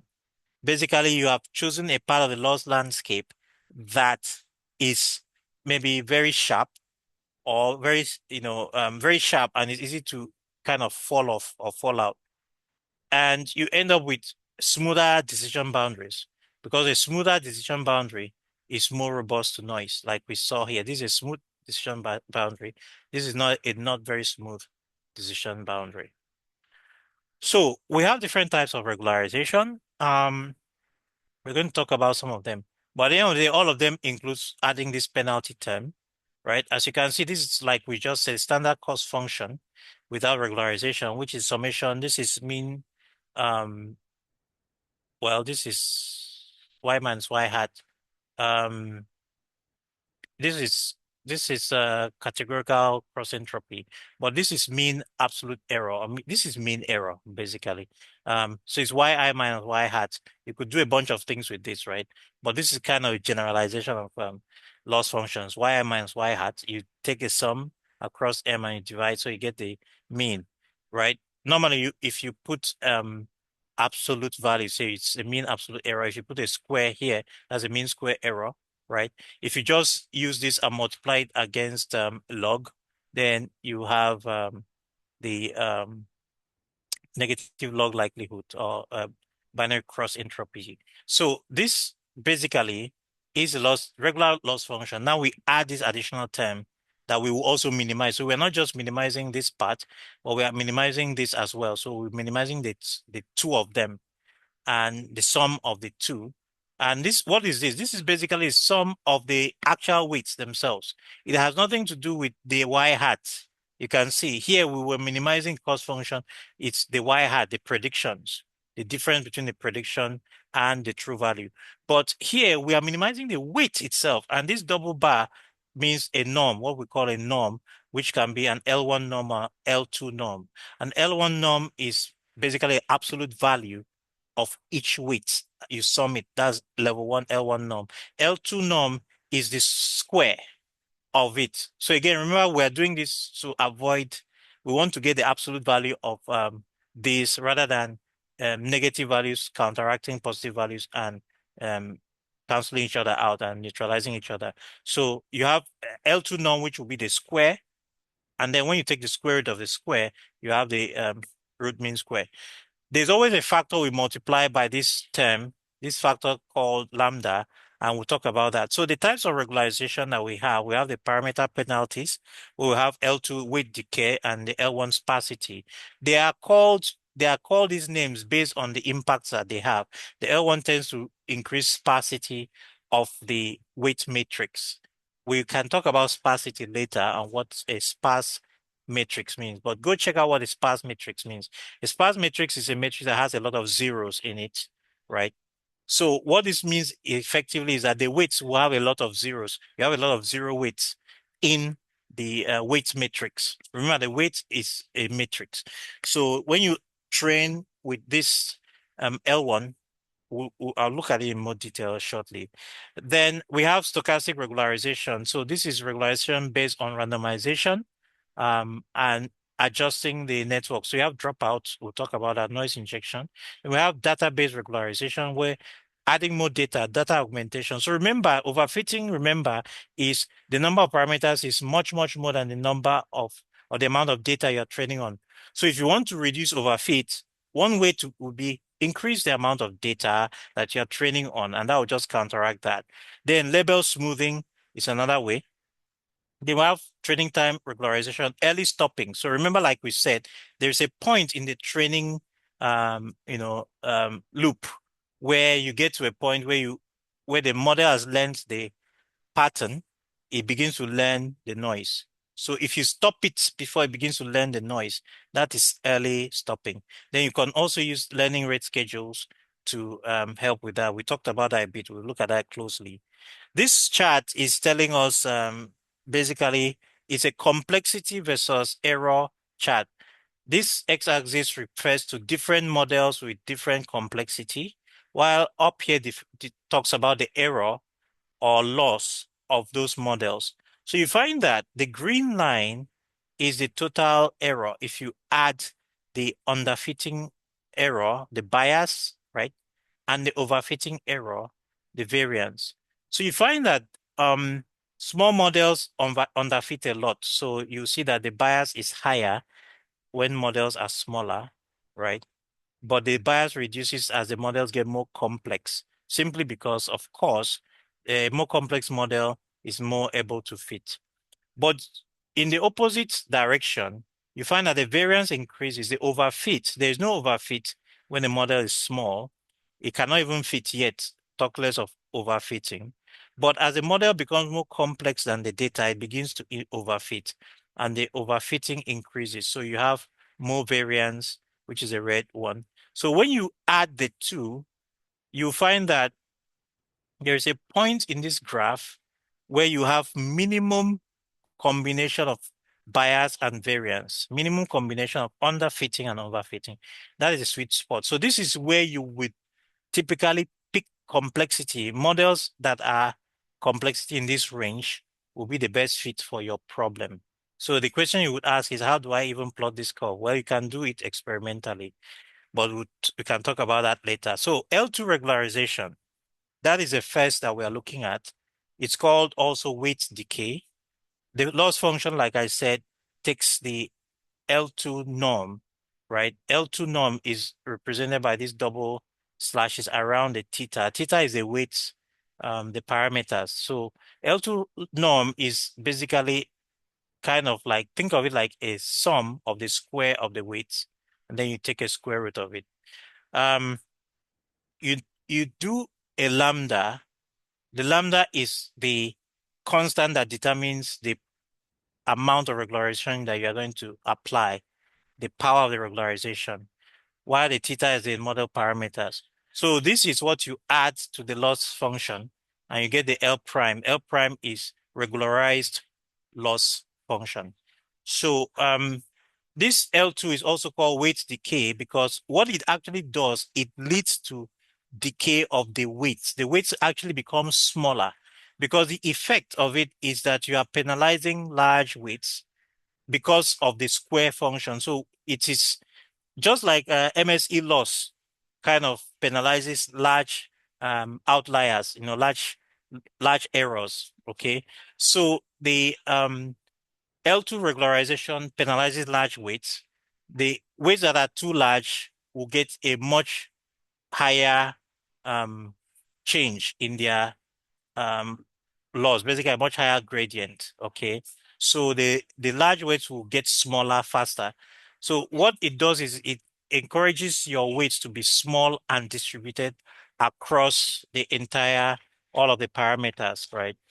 It produces smoother decision boundaries. We'll see some of that shortly. And why it works is that it prevents any single feature from dominating. So remember, in neural networks, every layer is a new set of features. So each layer is doing feature engineering for the next layer, and the next layer is doing feature engineering for the next layer, and so on. So in this feature engineering, the weights are distributed kind of equally and small so that each new set of features that are generated from the previous layer kind of, you don't have anyone that is dominant, because the problem with a single dominating feature is that that feature um, begins to overfit, right? And if something happens to that feature, for some reason, maybe a particular signal that makes that dims that feature or attenuates that feature, it has a huge impact on the prediction. So that is why that works. It also improves the numerical stability, again, because your weights are small and distributed. If you tend to have weights that grow too large, then you can have overflows, numerical overflows, and or even numerical underflows. So that's what we mean by numerical stability. And so it's strongly tied to better generalization. So in practice, you find that in most situations, we use L2 regularization in deep learning. And when we go look at optimizers and how we actually implement it in PyTorch, you see that we use a weight decay parameter to define that. You may also hear the name ridge regularization. That's another name. And that came from, in the past, if you visualize the loss curve, right, with and without the L2 regularization, you find that the loss landscape begins to look like some parts of it where you apply the regularization looks like a ridge, right, in the loss surface of the cost function. So that's why it's called ridge regularization. Now, we also have the L1 regularization. So in L1 regularization, we're using the L1 norm of the weights. The L1 norm is basically sum of the absolute values. So think of it like mean absolute, mean absolute um, error, MAE. No, we're talking, it's kind of um, the equivalent, not equivalent, but it's a com, it's similar to it in that we use the same approach. So, but in this case, we're applying it to the weight. Okay. So we are getting the total sum and we get the mean, but of the absolute values of the weights. Okay. And we still multiply it by the lambda, which is a regularization constant.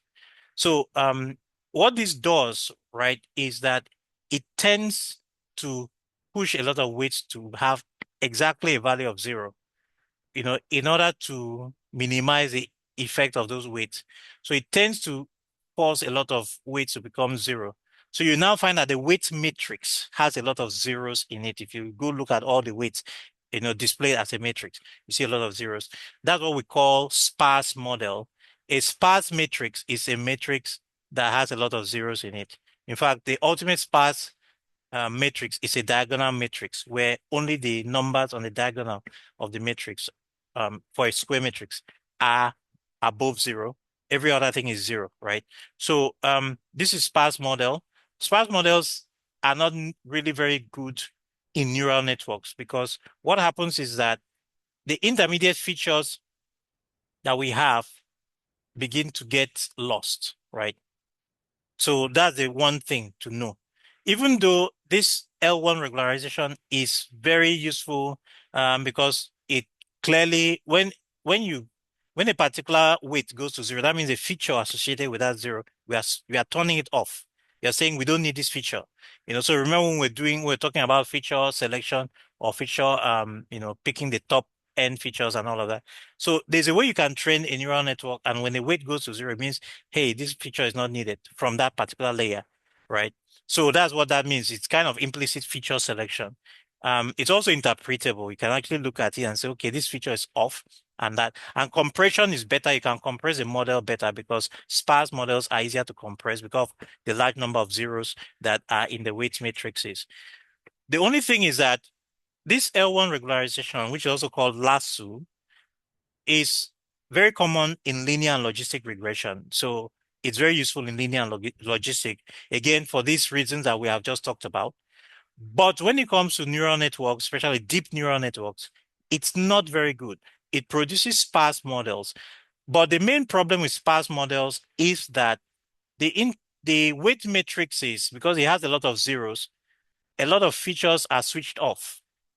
So remember, like I said, each layer in the neural network is kind of engineering a set of new features for the next layer. And if you now end up turning off a lot of features, you are creating um, kind of dependency on just a few, which is not really a good thing in the context of deep neural networks. For shallow neural networks or for simple, modeling problems using linear and logistic regression, that would be okay, but it's not good for deep nets. So it's also called a lasso regularization because lasso means least absolute shrinkage and selection operator because it uses the absolute values of coefficients. Like I said, the absolute values of the parameter. The parameters are the coefficients, and you use that to penalize the large weights. So effectively, large weights go down, small weights can go to zero. So that's the second type of regularization. Those ones are achieved by adding a regularization term, a penalty. Now we have these other two that depend on the architecture. So we have what we call dropout. Dropout is a kind of regularization that you achieve by the term dropout means randomly dropping neurons in the neural network with a probability rho or a probability p, right? So what this means is that when you're training a model, there are some models that um, you will not adjust their weights, right? You ignore them as if they don't exist. So even though you may do random forward propagation, those neurons will be skipped. And when you're doing back prop, those neurons will also be skipped. But it's random neurons, not the same set of neurons, right? In the next training cycle, again, you ignore other sets of neurons. And then the one that you ignored before, you will use them both in forward propagation and in updating their weights or parameters in the backward propagation. So you keep doing this each time for each pass, each forward pass, backward pass, you keep ignoring. So what happens is that when um, when you do this a lot, you now find that the neurons tend to learn how to you create redundancy. Just think of it that way, right? Redundant pathways to achieve the same prediction output. So if the beauty of that is that if a particular pathway is bad, the other pathway can help to produce it. So you are essentially creating redundant representation of that knowledge inside the weight matrices, of the neural network. Inside the neural network, it's creating alternate pathways to predict the same thing, right? Because that's what you are doing. You switch on one pathway and use a particular pathway when you are doing forward and back prop, okay? And then, you know, um, same thing, um, another time you ignore this one and use another pathway. So what that tends to end up doing is it prevents the neurons from relying on each other. There's no uh, much coupling between the neurons, right? And there's redundant representation, like I said, because you have trained alternate pathways to predict the same thing. And then it improves robustness simply because of these alternate pathways. So it means that if for something to change the prediction, the pathways have to kind of all agree on the alternate pathways have to all kind of agree on the prediction. Okay. So the way you can interpret this is that each batch of training that you are training, you train a different subnet work, right? So this is kind of equivalent to training an ensemble, right? Or an averaging, training an ensemble rather than averaging the outputs from that ensemble. This is like when we're talking about random forest.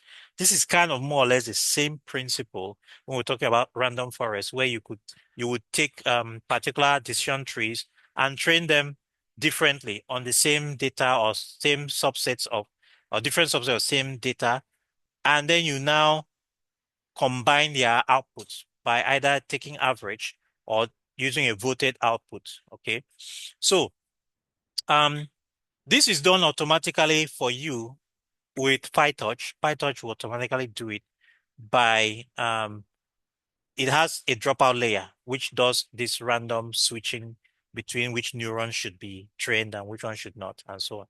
By the way, when you now want to do a forward pass during inference, all the neurons will be used. Okay, so that's the interesting thing. Now, you have typical rates of dropout. So 0.3 means the probability at which and then the number of the percentage or the fraction of the neurons that you would drop out. Okay. So for fully connected layers between 0.3 to 0.5, in other words, between 30 to 50% of the neurons can get ignored or dropped out, during training at every batch randomly, right? For convolutional neural network, for convolutional layers, it's 10 to 30%. Okay, so um, now, like I said, during the training phase, the neurons are randomly disabled or dropped out, and the output is scaled implicitly, okay? But during the inference, when you're actually using that neural network, to predict during inference, you will switch on all the neurons back on, okay? And then the activations will be scaled to match the training expectation. So what this means is that you only introduce this noise during training, but you don't introduce it during inference, okay? So at inference time, all the neurons are there, but because all of them are there, you have a more robust output. So yeah, you can think about it this way. Dropout injects noise during training, thereby encouraging stable predictions that are resistant to noise. And it also reduces reliance on fragile paths. So this is a standard neural network, but when you apply dropout, you see that these ones in red are dropped out. So they will be ignored during this single pass, and during the single pass, forward propagation will go to the neurons that are in green. The ones that are in red will be ignored. The next cycle or the next batch, these ones that are in red will become green, and another set randomly selected will also become red, and those ones will be ignored. So what you're saying essentially is that in this phase, you have trained these neurons to be able to generate the same output. In the next phase, another set of neurons. So you have a more robust representation of data. So that's the second one that has to do with or well, that's the one that has to do with your training, modifying the model during training or architecture. Now, there's a second one, but we're not going to go into that in detail.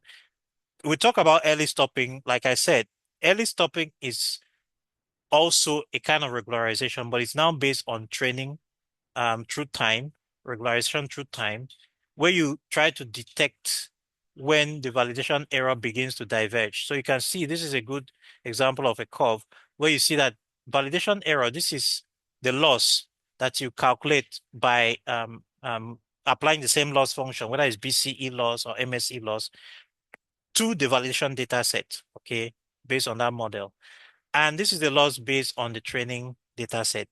And you can see that the training loss continues to drop because you are training the model on that data.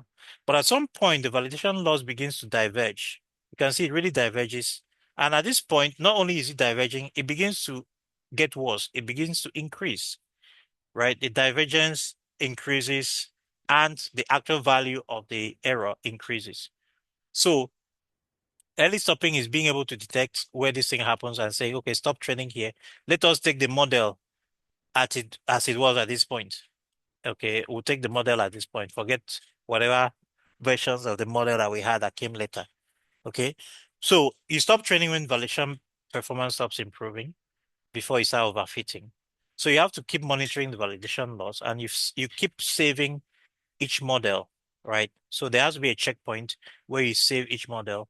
And then after a certain period, if the new models that keep getting generated get worse and worse in validation error, you keep trying to see maybe hopefully it is going to go into another global minimum that will make it better. But if after some time it doesn't get better, that time is called patience. The threshold is, oh, I want to train for another XYZ epochs after the validation loss begins to get bad. But after that XYZ epochs, if it doesn't get better, I stop and I am tracking the best model. So I revert to the best model.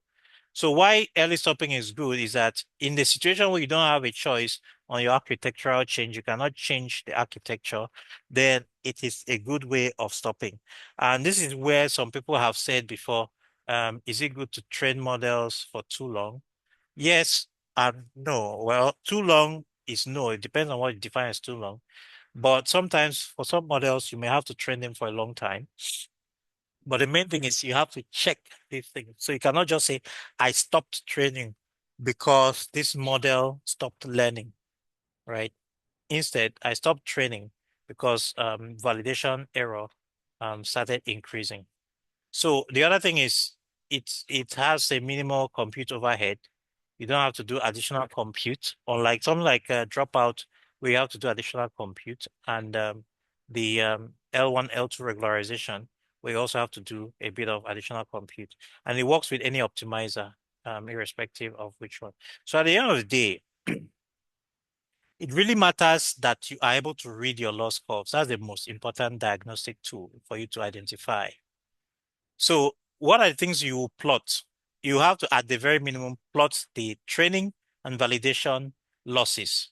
You can also plot the training and validation accuracy, right? Using the accuracy metric. So again, accuracy can just be the percentage of the predictions that the model has gotten correct, right? That is accuracy. But sometimes accuracy may not be a very good um, metric.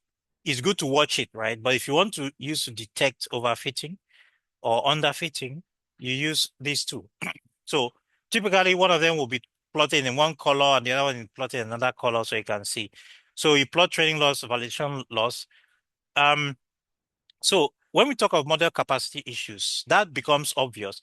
If your model is too small, so you have a bias problem, you have underfitting, you will see that both losses will be high, both the training loss and the validation loss. Even the training loss will always be slightly lower than validation loss, but in both cases, it will be very high. It doesn't drop to the low value that we want.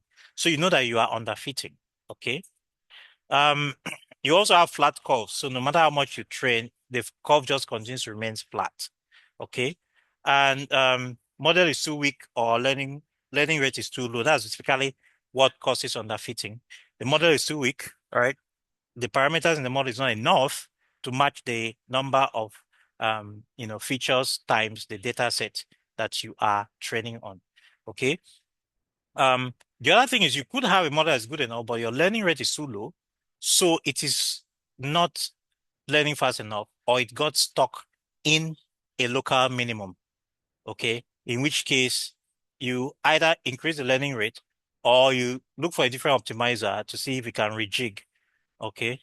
So that's model capacity issues underfitting. Okay, that's capacity. Basically, capacity issue means underfitting. Because the other issue would be overfitting, which is another capacity, but this is overcapacity, like we talked about. Now, when you have overfitting, it means that your training loss will keep going down continuously, but your validation loss will bottom out. And we saw that somewhat here, right? Um, Training loss goes down, but validation loss does not follow the training loss to go down as much. So that is overfitting, and the gap will continue to increase over time. In fact, at a certain point, you see that the validation loss begins to reverse if it begins to overfit so seriously that it cannot even predict validation data properly anymore. Okay.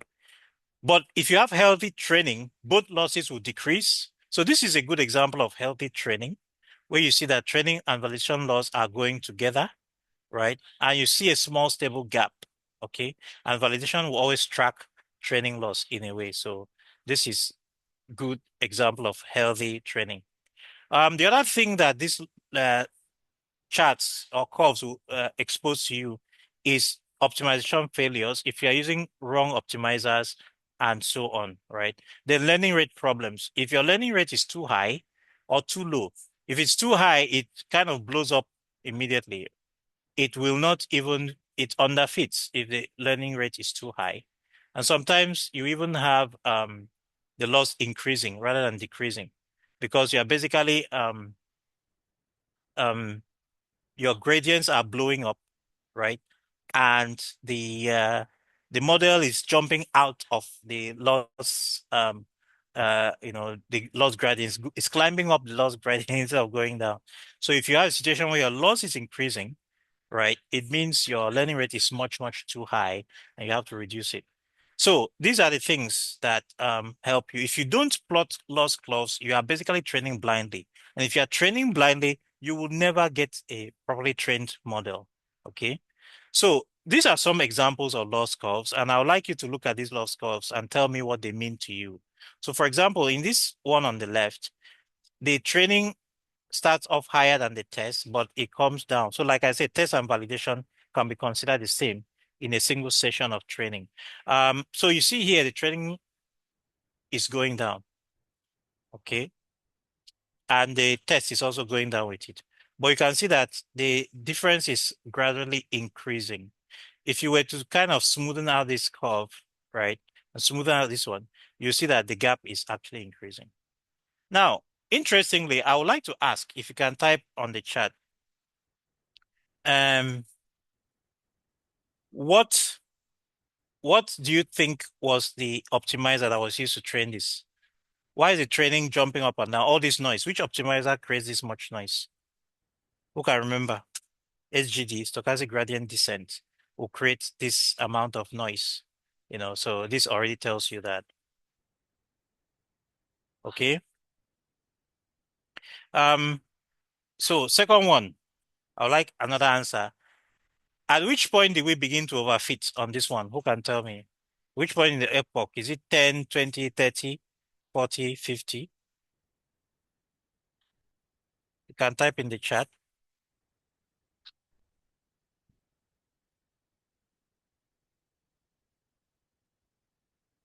Okay, so you can see that right here, this is where you already see validation loss begins to go down. Even at this point, it was going down and following, but here it starts to branch off, and you can see it just gets bigger and bigger and bigger and bigger and bigger and bigger and bigger. So it already started overfitting. So if you were looking at it really, you should probably have stopped training at this point, right? Because the loss that you have here is more or less just fitting on noise, right? It's not on the pattern, it's fitting on noise. But there are times when you find that, okay, this is a problem, right? Um, should I have, is there something I can do to reduce this loss without overfitting? So we'll talk about some of those things. This is another good example. Here you see that the training um, goes down. Interestingly, the test loss or validation loss is even lower than the training loss. So what does this tell you?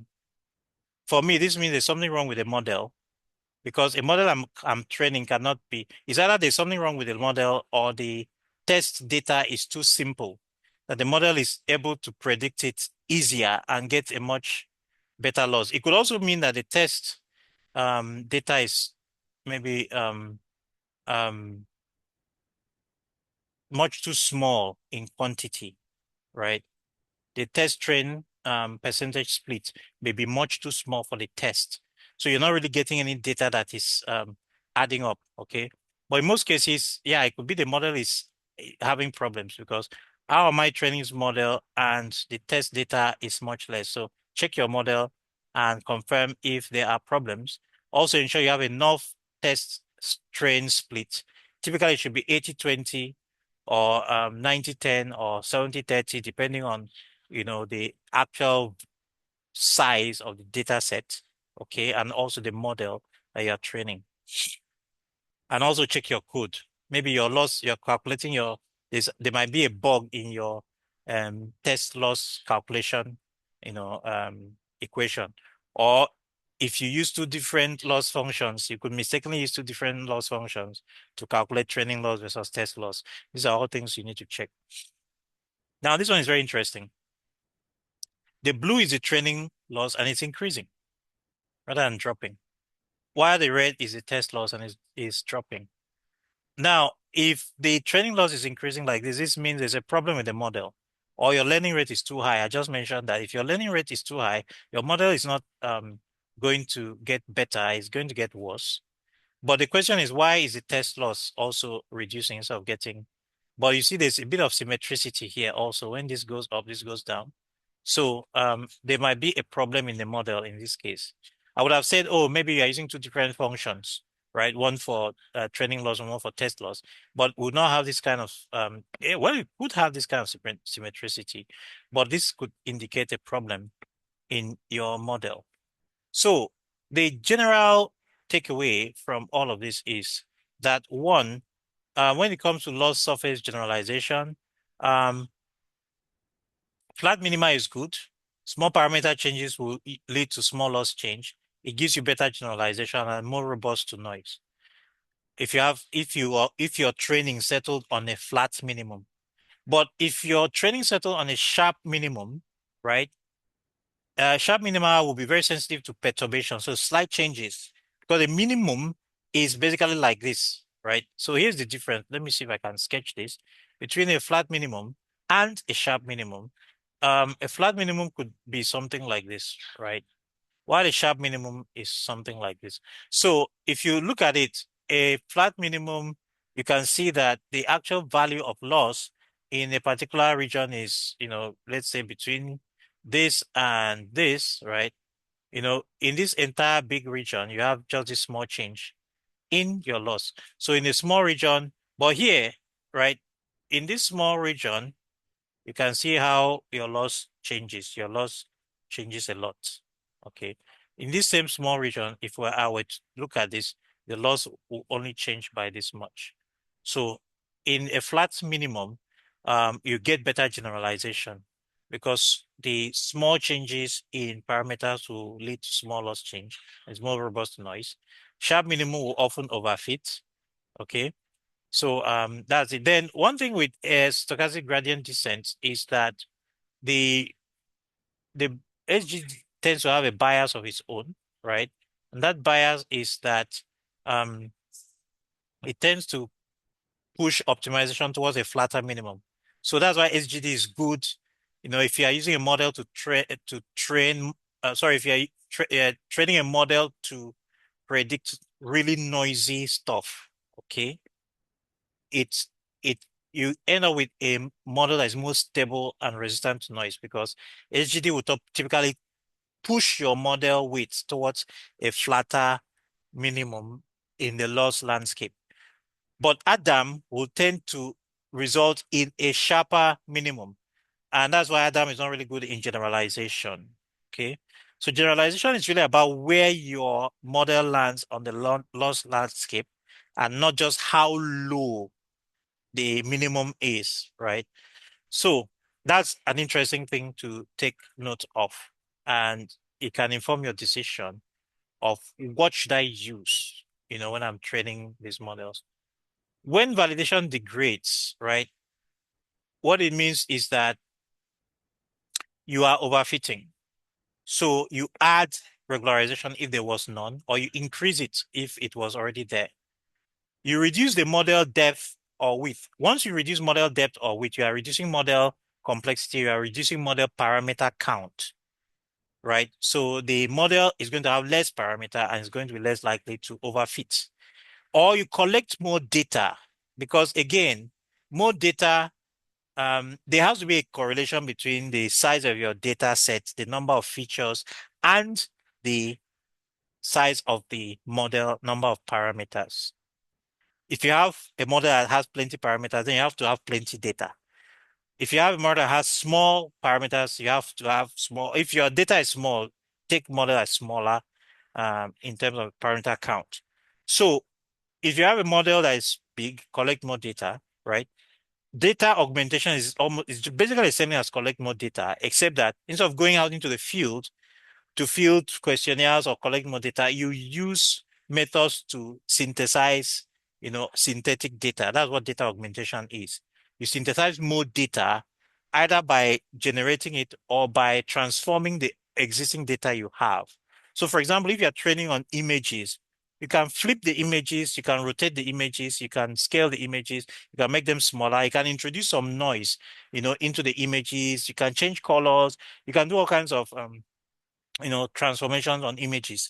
So you get more images. So you get more noise. Essentially, add more noise to your, well, that's not really a very good way of interpreting it because if you add more noise to data, if the noise is not real, if it's not creating new types of data, then the the model will still just keep learning the noise, right?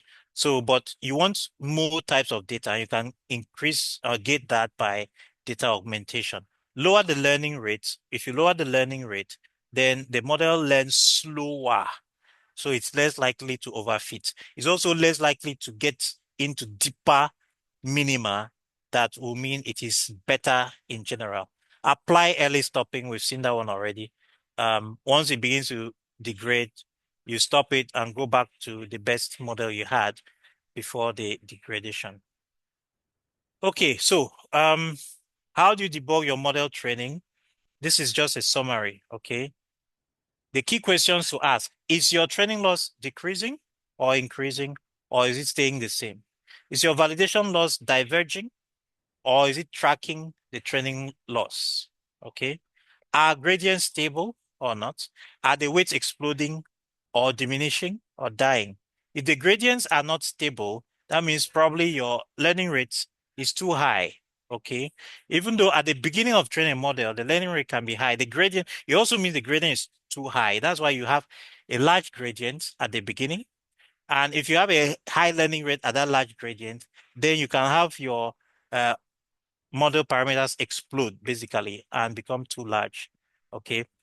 But maybe you can continue training and it will become stable. Or maybe you may have to reduce the learning rate at the beginning. Or you do what we call warm up, where you start from a low learning rate and you warm up as you are training the model slowly to get rid of the initial huge gradients that will come.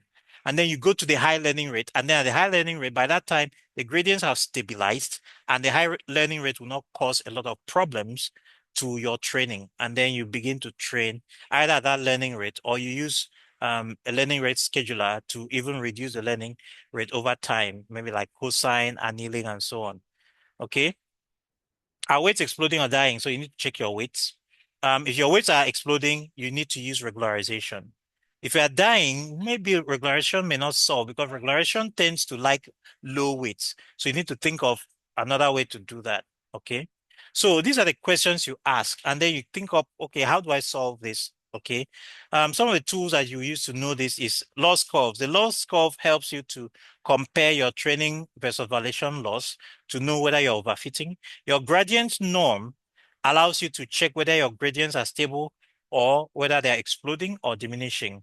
The weight histogram allows you to see the distribution of your weights to see whether weights are exploding or dying. If you use just a single weight parameter that's maybe like mean or average, you will not see the distribution of the weight. So weight histograms, basically this is a histogram you plot using the weight matrices. Okay. Then the learning rate logs allows you to see what's going on, how the training is adjusting learning rate and so on. So some of the key takeaways, you expect to have overfitting. So don't get confused or surprised or discouraged when you have overfitting. You have a lot of tools in your toolbox to handle that, regularization being one of them. In fact, all of them, all of the different regularization methods, right? So regularization will control the capacity of your model. It doesn't affect the performance directly. Your model will still perform, but you reduce the capacity. Then use loss curves to direct you to know what is going wrong and what to do. That's the most important training signal. And at the end of the day, training your model to be able to arrive without blowing up or stopping at underfitting or something. You use diagnostics. You don't do trial and error. And I've found that a lot of young people, especially in this part of the world, when you're training models, you don't really know this basics. So you are just you run a loop. You don't even look at your loop. You don't look at your curves. You don't know what's going on. And at the end of the day, your model fails and you don't know what to do. You start again and you're randomly changing hyperparameters. But you need to know which hyperparameter to change. And you need to have a signal that tells you this is the hyperparameter I need to change. You need to know when to change the learning rate, whether to reduce it or increase it. You need to know when to change things like if for Adam, momentum constants like the beta 1 and beta 2. You need to know regularization, um, whether to increase it or decrease, right? And all of the other things. So um, we will learn this and learn to apply it. So having said that, we are going to do a simple, I'm going to just end up with this, right? Training with regularization. So we've been training all this while. We never included a regularization factor in the cost function. We're now going to do it. And we are going to, I have this notebook that I've already done. I'm going to train the same model with Adam and stochastic gradient. I added a few more additional ones to this as well. Then I compare training with no regularization.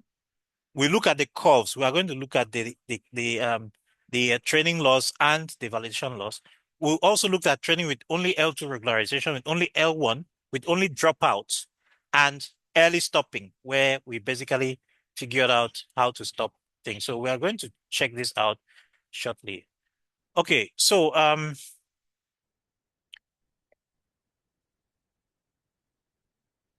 if you look at this, right, I actually have four steps, right? First of all, I generate a sample data set.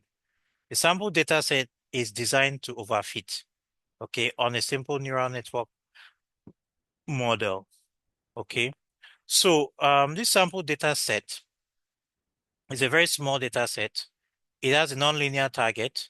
It has moderate noise, and I also generate a large model, a large neural network model.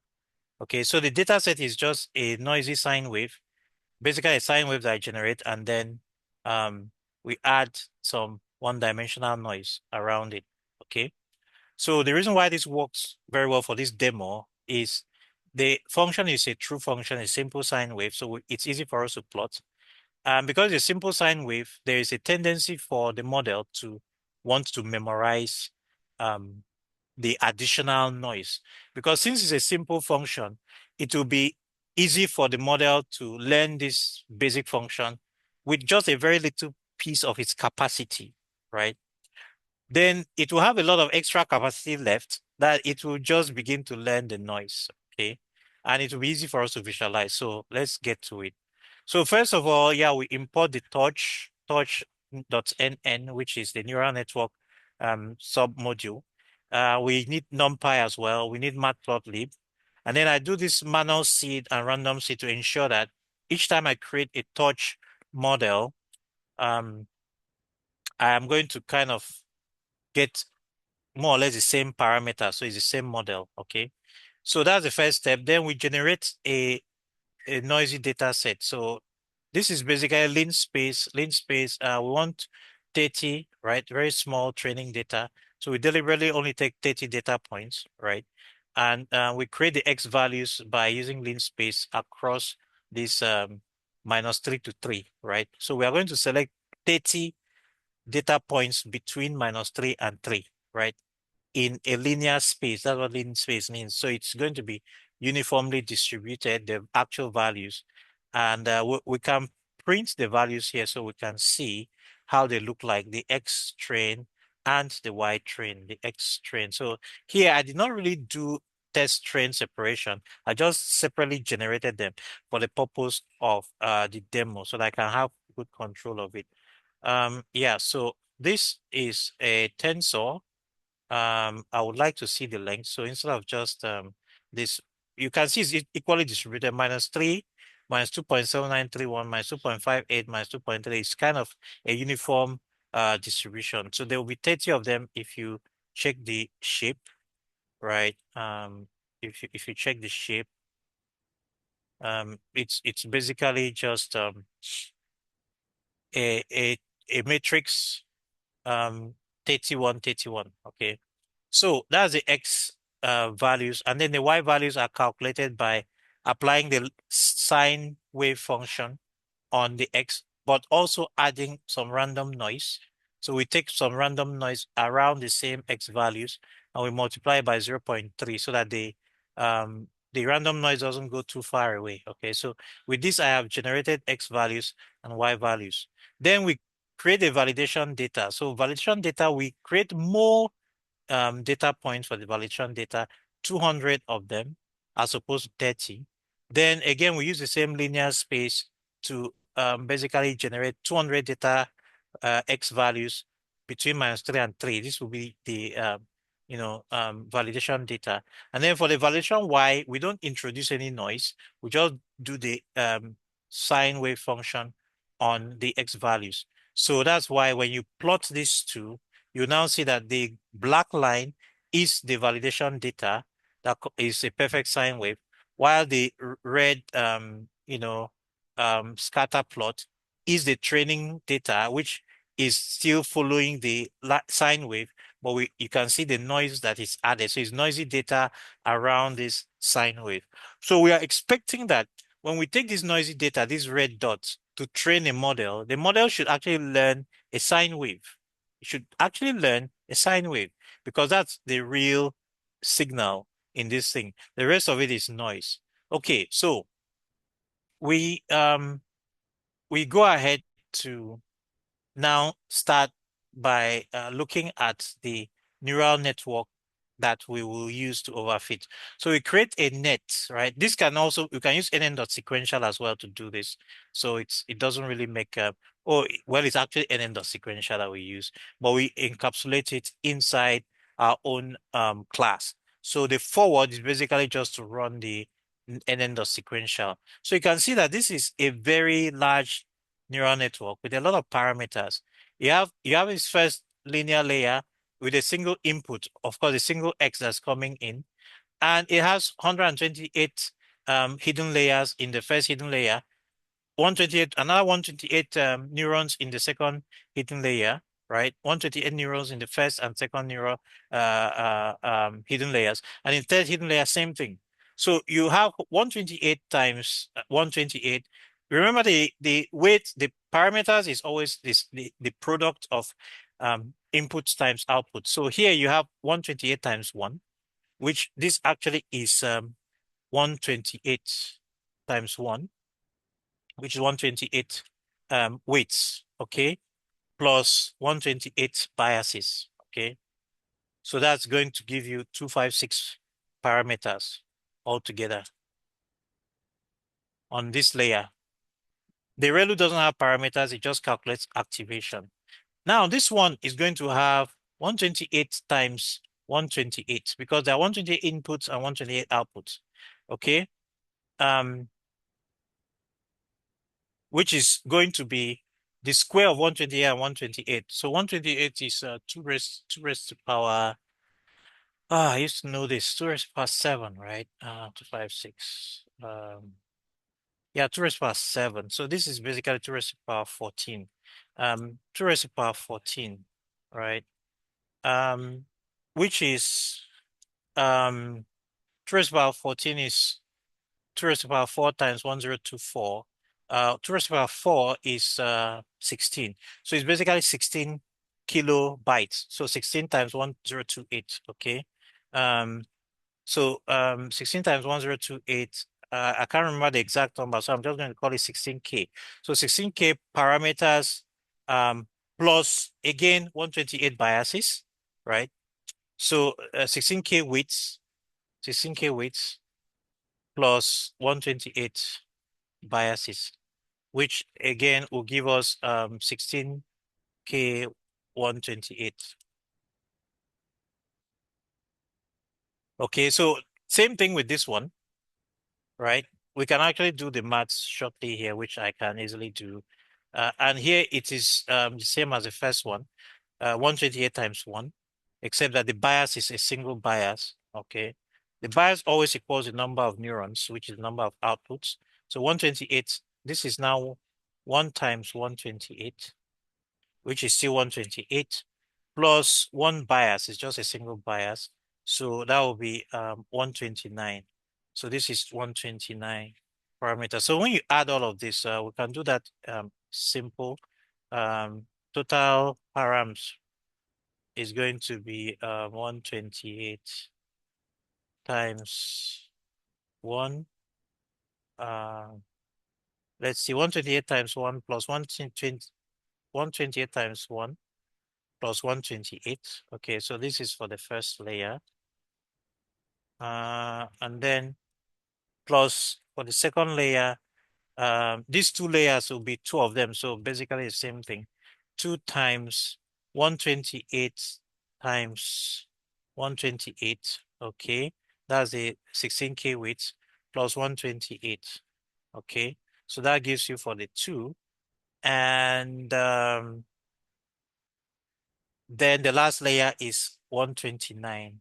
So that's the total number of parameters that we have. Um,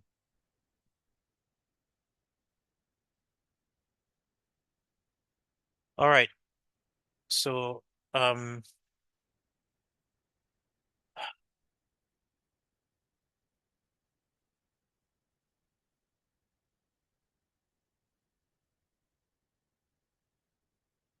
yes. So this should give me, if I'm not wrong, this should give me the total. I want to just get this 128 times 128 should be 16,000. I can't remember the rest of it. So it should be 16,384. So that's what 16K is basically 16,384. And yeah, plus the 128 biases. So that will give you 16,502, 512, 16,512. Because 384 plus 128 is 512 basically. Um yeah. And this is also 16,512, 16,512, and this is 129. So when you add all of this, you will get the oh, hang on. I think I must have. Oh, yeah, this is a mistake. This should be plus 129. Yeah, not times. So you get 33,409. This is already 33,024, right? Plus 129 plus 4256. And that gives you this. So this is really, if we were to check the model params, we could do something like model equals over fitnet, right? And we can then check the model dot parameters, right? Dot okay, model dot parameters. This gives you all the okay, I need to define this first. And then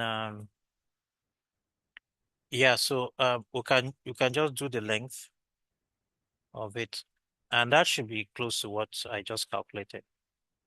Um, Generator. Okay, so it's a generator, so maybe I will make it a list first, before I do the length. Oh, something is missing. I probably need to, yeah, because it is a generator.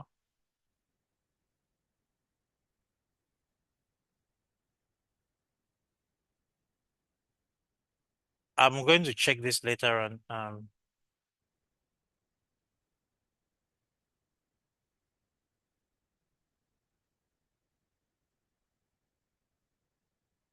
This doesn't work the way I was hoping. For param in,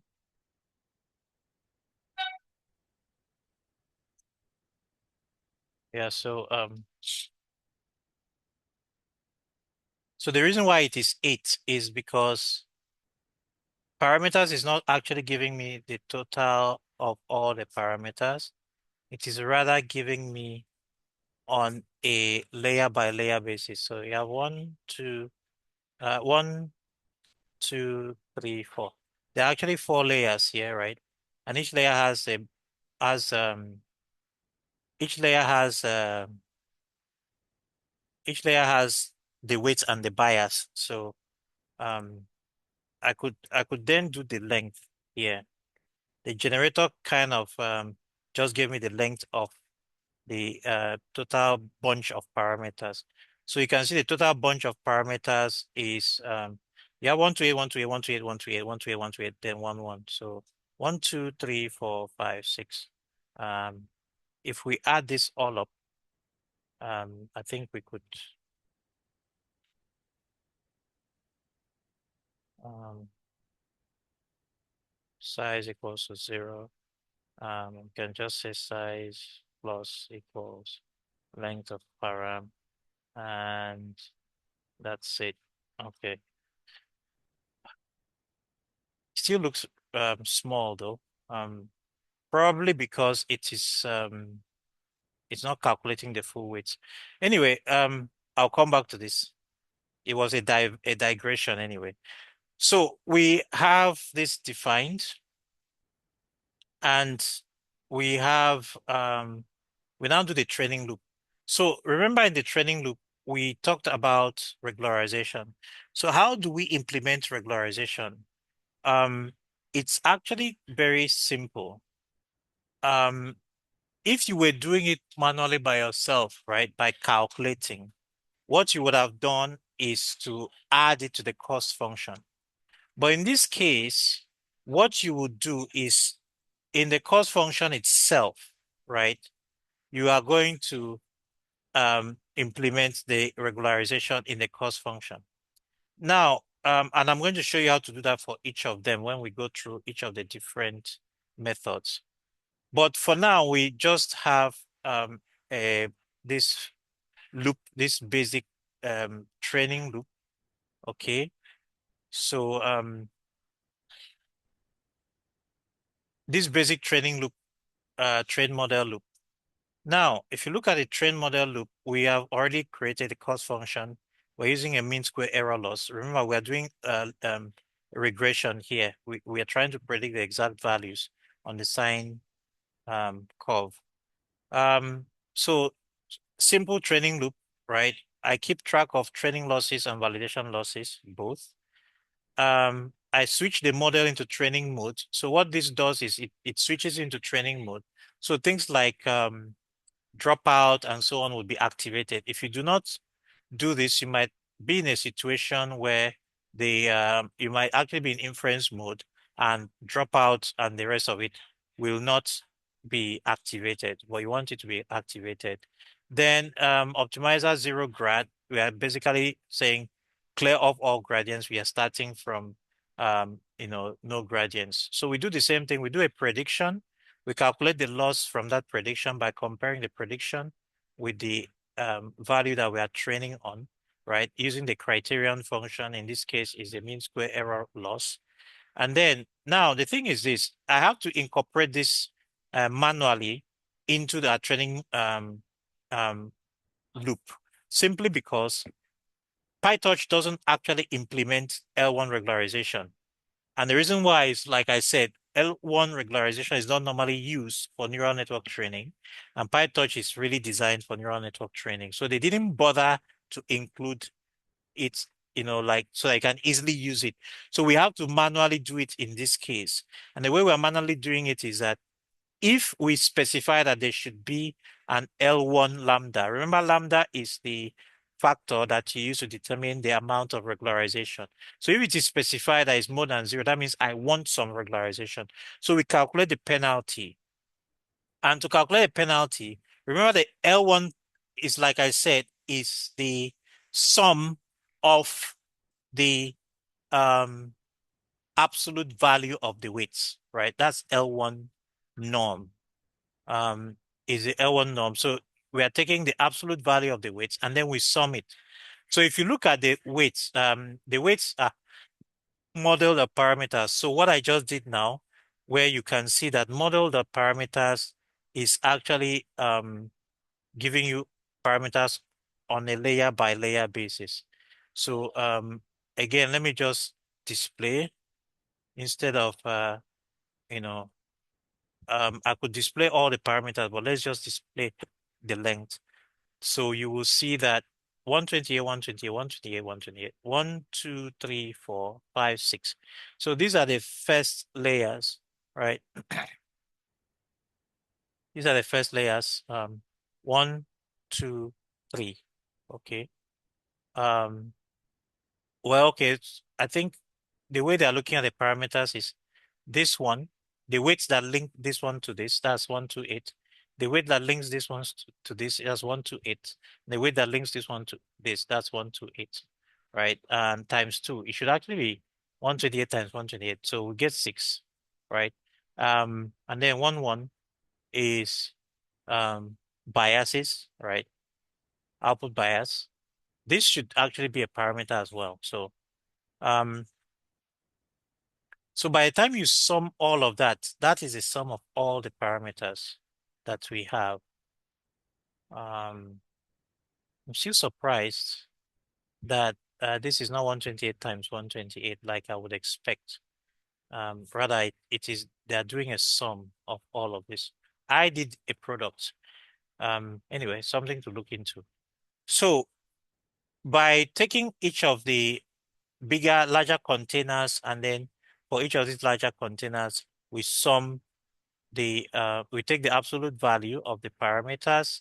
Remember, the parameters are actually um entire, vectors, right? You can see them here, entire tensors rather, entire tensors. So these are added up. The absolute value first is taken. So you only take the negative, you take only the value without the sign. They are summed up, and then that sum is also summed. So you now have a total, basically total sum of all the parameters. And that's the L1 norm. You use absolute value and you sum. And then we multiply that sum by the lambda, which is a penalty. That is the regularization factor, which will now apply to the loss. So we increase the loss by this regularization factor. And remember, all of these are done with tensors. And remember that PyTorch, everything is at the primitive level is done with tensors. So tensors are able to calculate when you're calculating the gradient. This loss, this regularization factor will also be able to calculate the gradient function and do the loss backwards. And remember, the parameters are have uses grad set to true. So the parameters will also have gradients, and anything that is a derivative from the gradient will also have, of the parameters will also have the gradients. So when you run loss backwards, it's going to calculate the back propagation, right? The gradients, including the gradient of the regularization factor. Then we do an optimizer step, which will update each of the parameters. And then we combine all the losses. So we have the training loss, and then we will also do a model eval, which is essentially to switch the model to inference, only forward propagation. That's what model.eval does. When it switches to inference, then you now actually calculate the prediction, and you still use the same criterion, the same loss function to calculate the prediction um, um, and the actual value to calculate the validation loss. We're using validation now to calculate validation loss, and we append this to the list of validation losses, and then we return this. So this entire training loop allows you to train, get the training losses and get the validation losses. Then I also have this function which I use to plot the losses, both the training losses and validation losses. And then I also use this function to plot a fit, basically trying to fit the same way that we were fitting here. So with all of those functions in place, right, we can now start. So we start with a basic overfit net, no regularization. We use Adam optimizer, okay, with learning rate of 0.01, okay, and then we run the training loop on it, right? And we get a training loss and validation loss.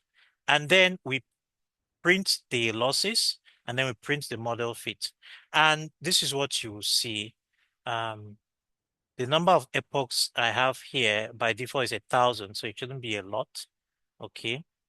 And you already see that um, without the regularization, you can see how our prediction is basically overfitting every single point because it's easy to fit. It's basically overfitting every single point because we have such a large model. And you can look at the curves here. The blue is a training loss. The training loss continues to drop, but the validation loss was really low initially and then it starts going up.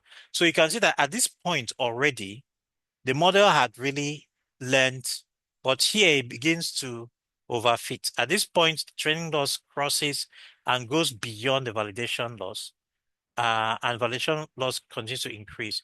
Even here, you see a spike. This spike is even most likely a gradient that blew up, okay, but it's somehow recovered. Typically, if you train your model and a gradient blows up like this, it's bad for the model. It means the model can never recover. So this is a terrible model in the sense that it's super overfits. Okay. So this is just a baseline to show you how it looks like. You can see that training loss goes to 0. It really goes to 0. You can even see the actual value. Okay, I did not print them out, but it goes to 0, close to 0 here. Validation loss decreases initially, but then it jumps up, as you can see. And you can see the generalization gap is large. So we start with our first regularization attempt. We use weight decay. So in this case, to apply weight decay, which is L2 regularization, since it is built into PyTorch, we use an Adam optimizer, which is the same as what we use. We are basically using Adam optimizer throughout. I don't have enough time to show you with SGD, but I can let you do that. The first one we did with the same Adam, but there was no regularization. Here we do L2. So for L2, we specify weight decay. So remember, L2 is also called weight decay. So by specifying a value for weight decay, we have introduced L2 regularization. And this value should be equivalent to the value of lambda, which basically is saying this is the value of lambda that we want to use. So once this value is non-zero, it will implement L2 regularization with a lambda of whatever is supplied here. That is how you do L2 regularization with PyTorch. So we still use the same training loop, but this time around we pass the optimizer that we have implemented the L2 regularization. So remember, it is optimizer that you normally would put this regularization, even though for L1 we kind of directly added it to the loss function. Okay, so with this, same thing, we now plot the trained model, and you can see with L2, it's a bit better, right? Even though it still begins to overfit, but it crosses the line at 200 versus here where it was crossing the line at less than 100, maybe at 80. It is still overfitting, right? But not as bad as without any regularization. So we probably could have increased the value of the weight decay. So let's see if we can increase this to 1E2 and see if that changes how the regularization does. It reduces. So you see with 1E2, you have kind of really solved the problem. 1E2 gives you a higher amount of regularization. And you can even see that the training loss, the validation loss is even better now than the training loss, which is interesting. And that's mainly because the training data has a lot of noise in it, right? While the validation data is perfect.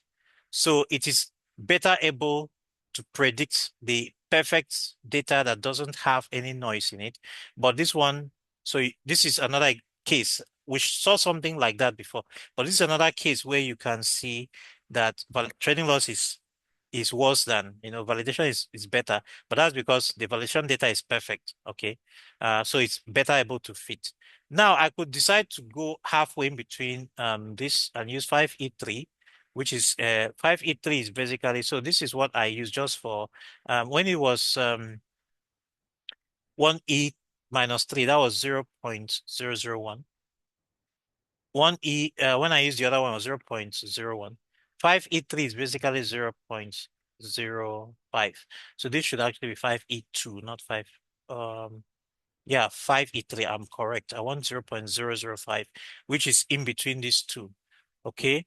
So again, regularization will be better. So you can see they are getting closer this time around. It is kind of looking like a sine wave. Okay, so much better. So that's L2 regularization. Now, with L1, I showed you that with L1, we actually needed to manually implement it. So the way you manually implement it is specify L1 lambda. We're using 1e raised to the power minus 4 here. So I showed you the calculation that is done. And if you run this, you will see the same kind of thing. This time around with L1 is even better, but the problem is that you have a lot of sparsity in your model. So even though it seems to be doing better, it begins to overfit at about 280 or 290. But then again, I could maybe reduce this number and see if that makes it better or worse. Um, yeah, so with this, well, okay, so it probably never really overfits, okay, which is interesting. And you have this. So that's L1, okay.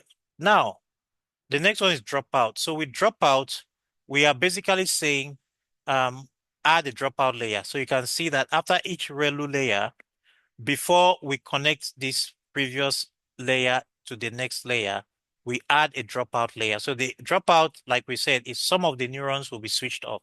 And that's what the dropout layer does. It helps you to switch off these neurons and some of the neurons, but it does it randomly. And the P, you can see P is 0 0.3. That is a probability of, or rather, that's a proportion of neurons that will be dropped out. Okay. You can also specify the probability of dropping out. Okay. So we have P 0.3. Then we have the next layer, right? And then we add a dropout. So this is basically the same um, neural network as before, except that we have now interposed dropout between layers to increase dropout. So when you do dropout, you can now see there's a lot of noise. So that's one of the things you see in training. Dropout introduces a lot of noise, just like SGD. But this noise, it means that you are training it kind of against the noisy input because you are essentially switching the different training pathways within the model. And it's switching, but it becomes more robust. You can see that with dropout, there is barely any overfitting all the way up to here, right? Even though the actual validation, um, the validation loss begins to increase. So you could say, okay, maybe there is no point where the training loss is less than or is better than. But at this point, you could say, okay, we started overfitting here because it started going upwards in this direction. And then you can also see it looks more like a sine wave. You could also change the dropout factors. So if you increase the number of the proportion of the neurons that you drop out, it will regularize it even more. it will regularize it even more. So you see, it tends to give you a better response, right? But and you can also see this tends to get closer to the sine wave because dropout tends to eliminate the noise and focuses on what is common.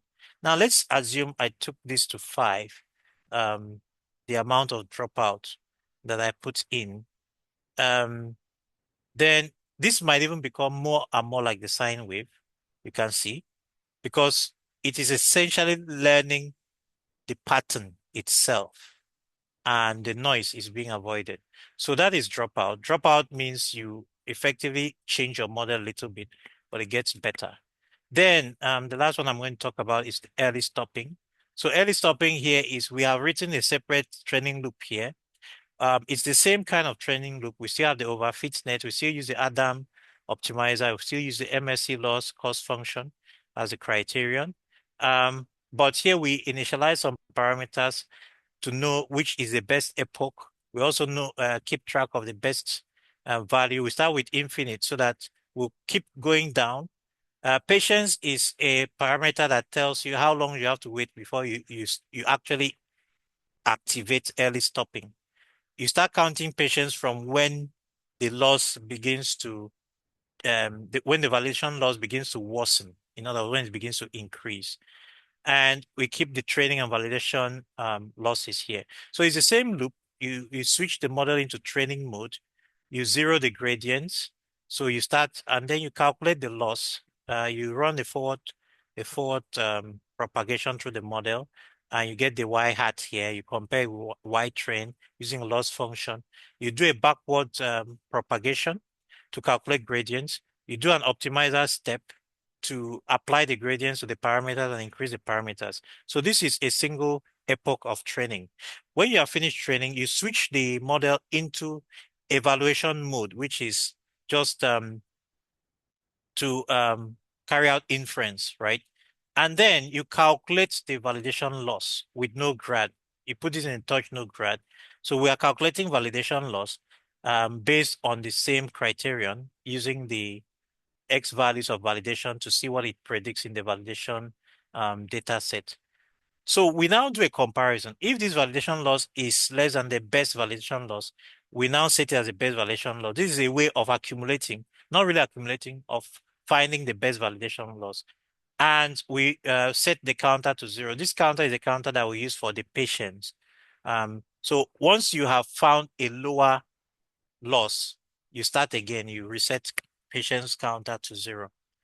We get the best state. This best state is essentially a way of keeping the state of the model in that condition, which includes the parameter, includes the gradients, if there are any gradients, and I know other things.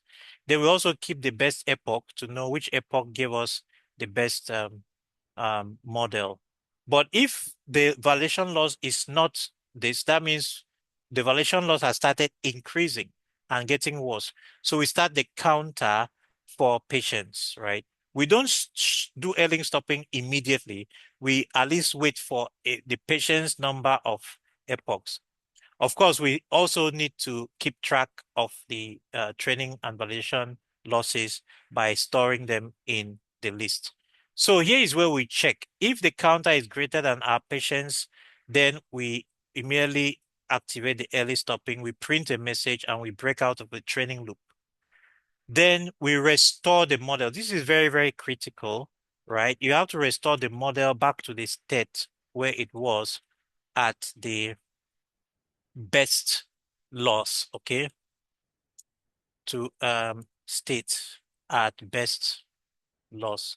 So remember, the state also includes the parameters, and it is a parameter that determines the knowledge of the model. So we basically load state dict basically restores the best state which we had stored here.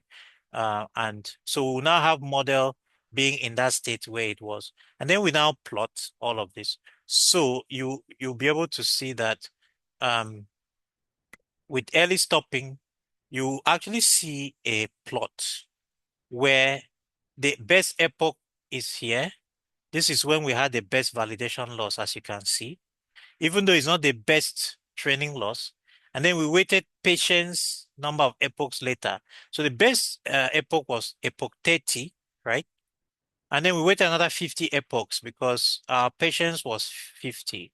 So we waited another 50 epochs, and by 80th epoch, we still didn't get a better validation loss. So we stopped it and we restored the model back to the state it was at epoch 30. And that's what we are using to now plot this, um, you know, fit curve. And you can see, well, it still comes close to the sine curve. So that's early stopping. And you can see how that works. So these are just the different kinds of regularization. Um, there are a bunch of other ones. By the way, for your information, even though I did each of these regularization one by one, you can actually combine different ones. So one of the things I would like you to go and do is try combining. For example, you can combine dropout with L2, like you see here. If you actually combine L2 with dropout, that is the best overall. This is what we didn't try that here, so I'm going to give that to you to go check it out and see what do we get if you try L2 um, regularization with dropout. So that brings me to the end. And I apologize for the extra 1 hour, but like I said at the beginning, we really had a lot to cover.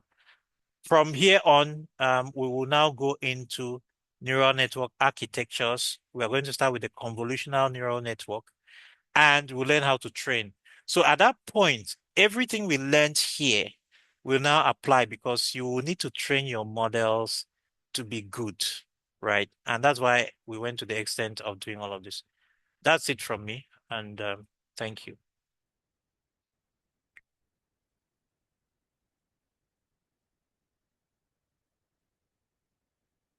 Are there any questions?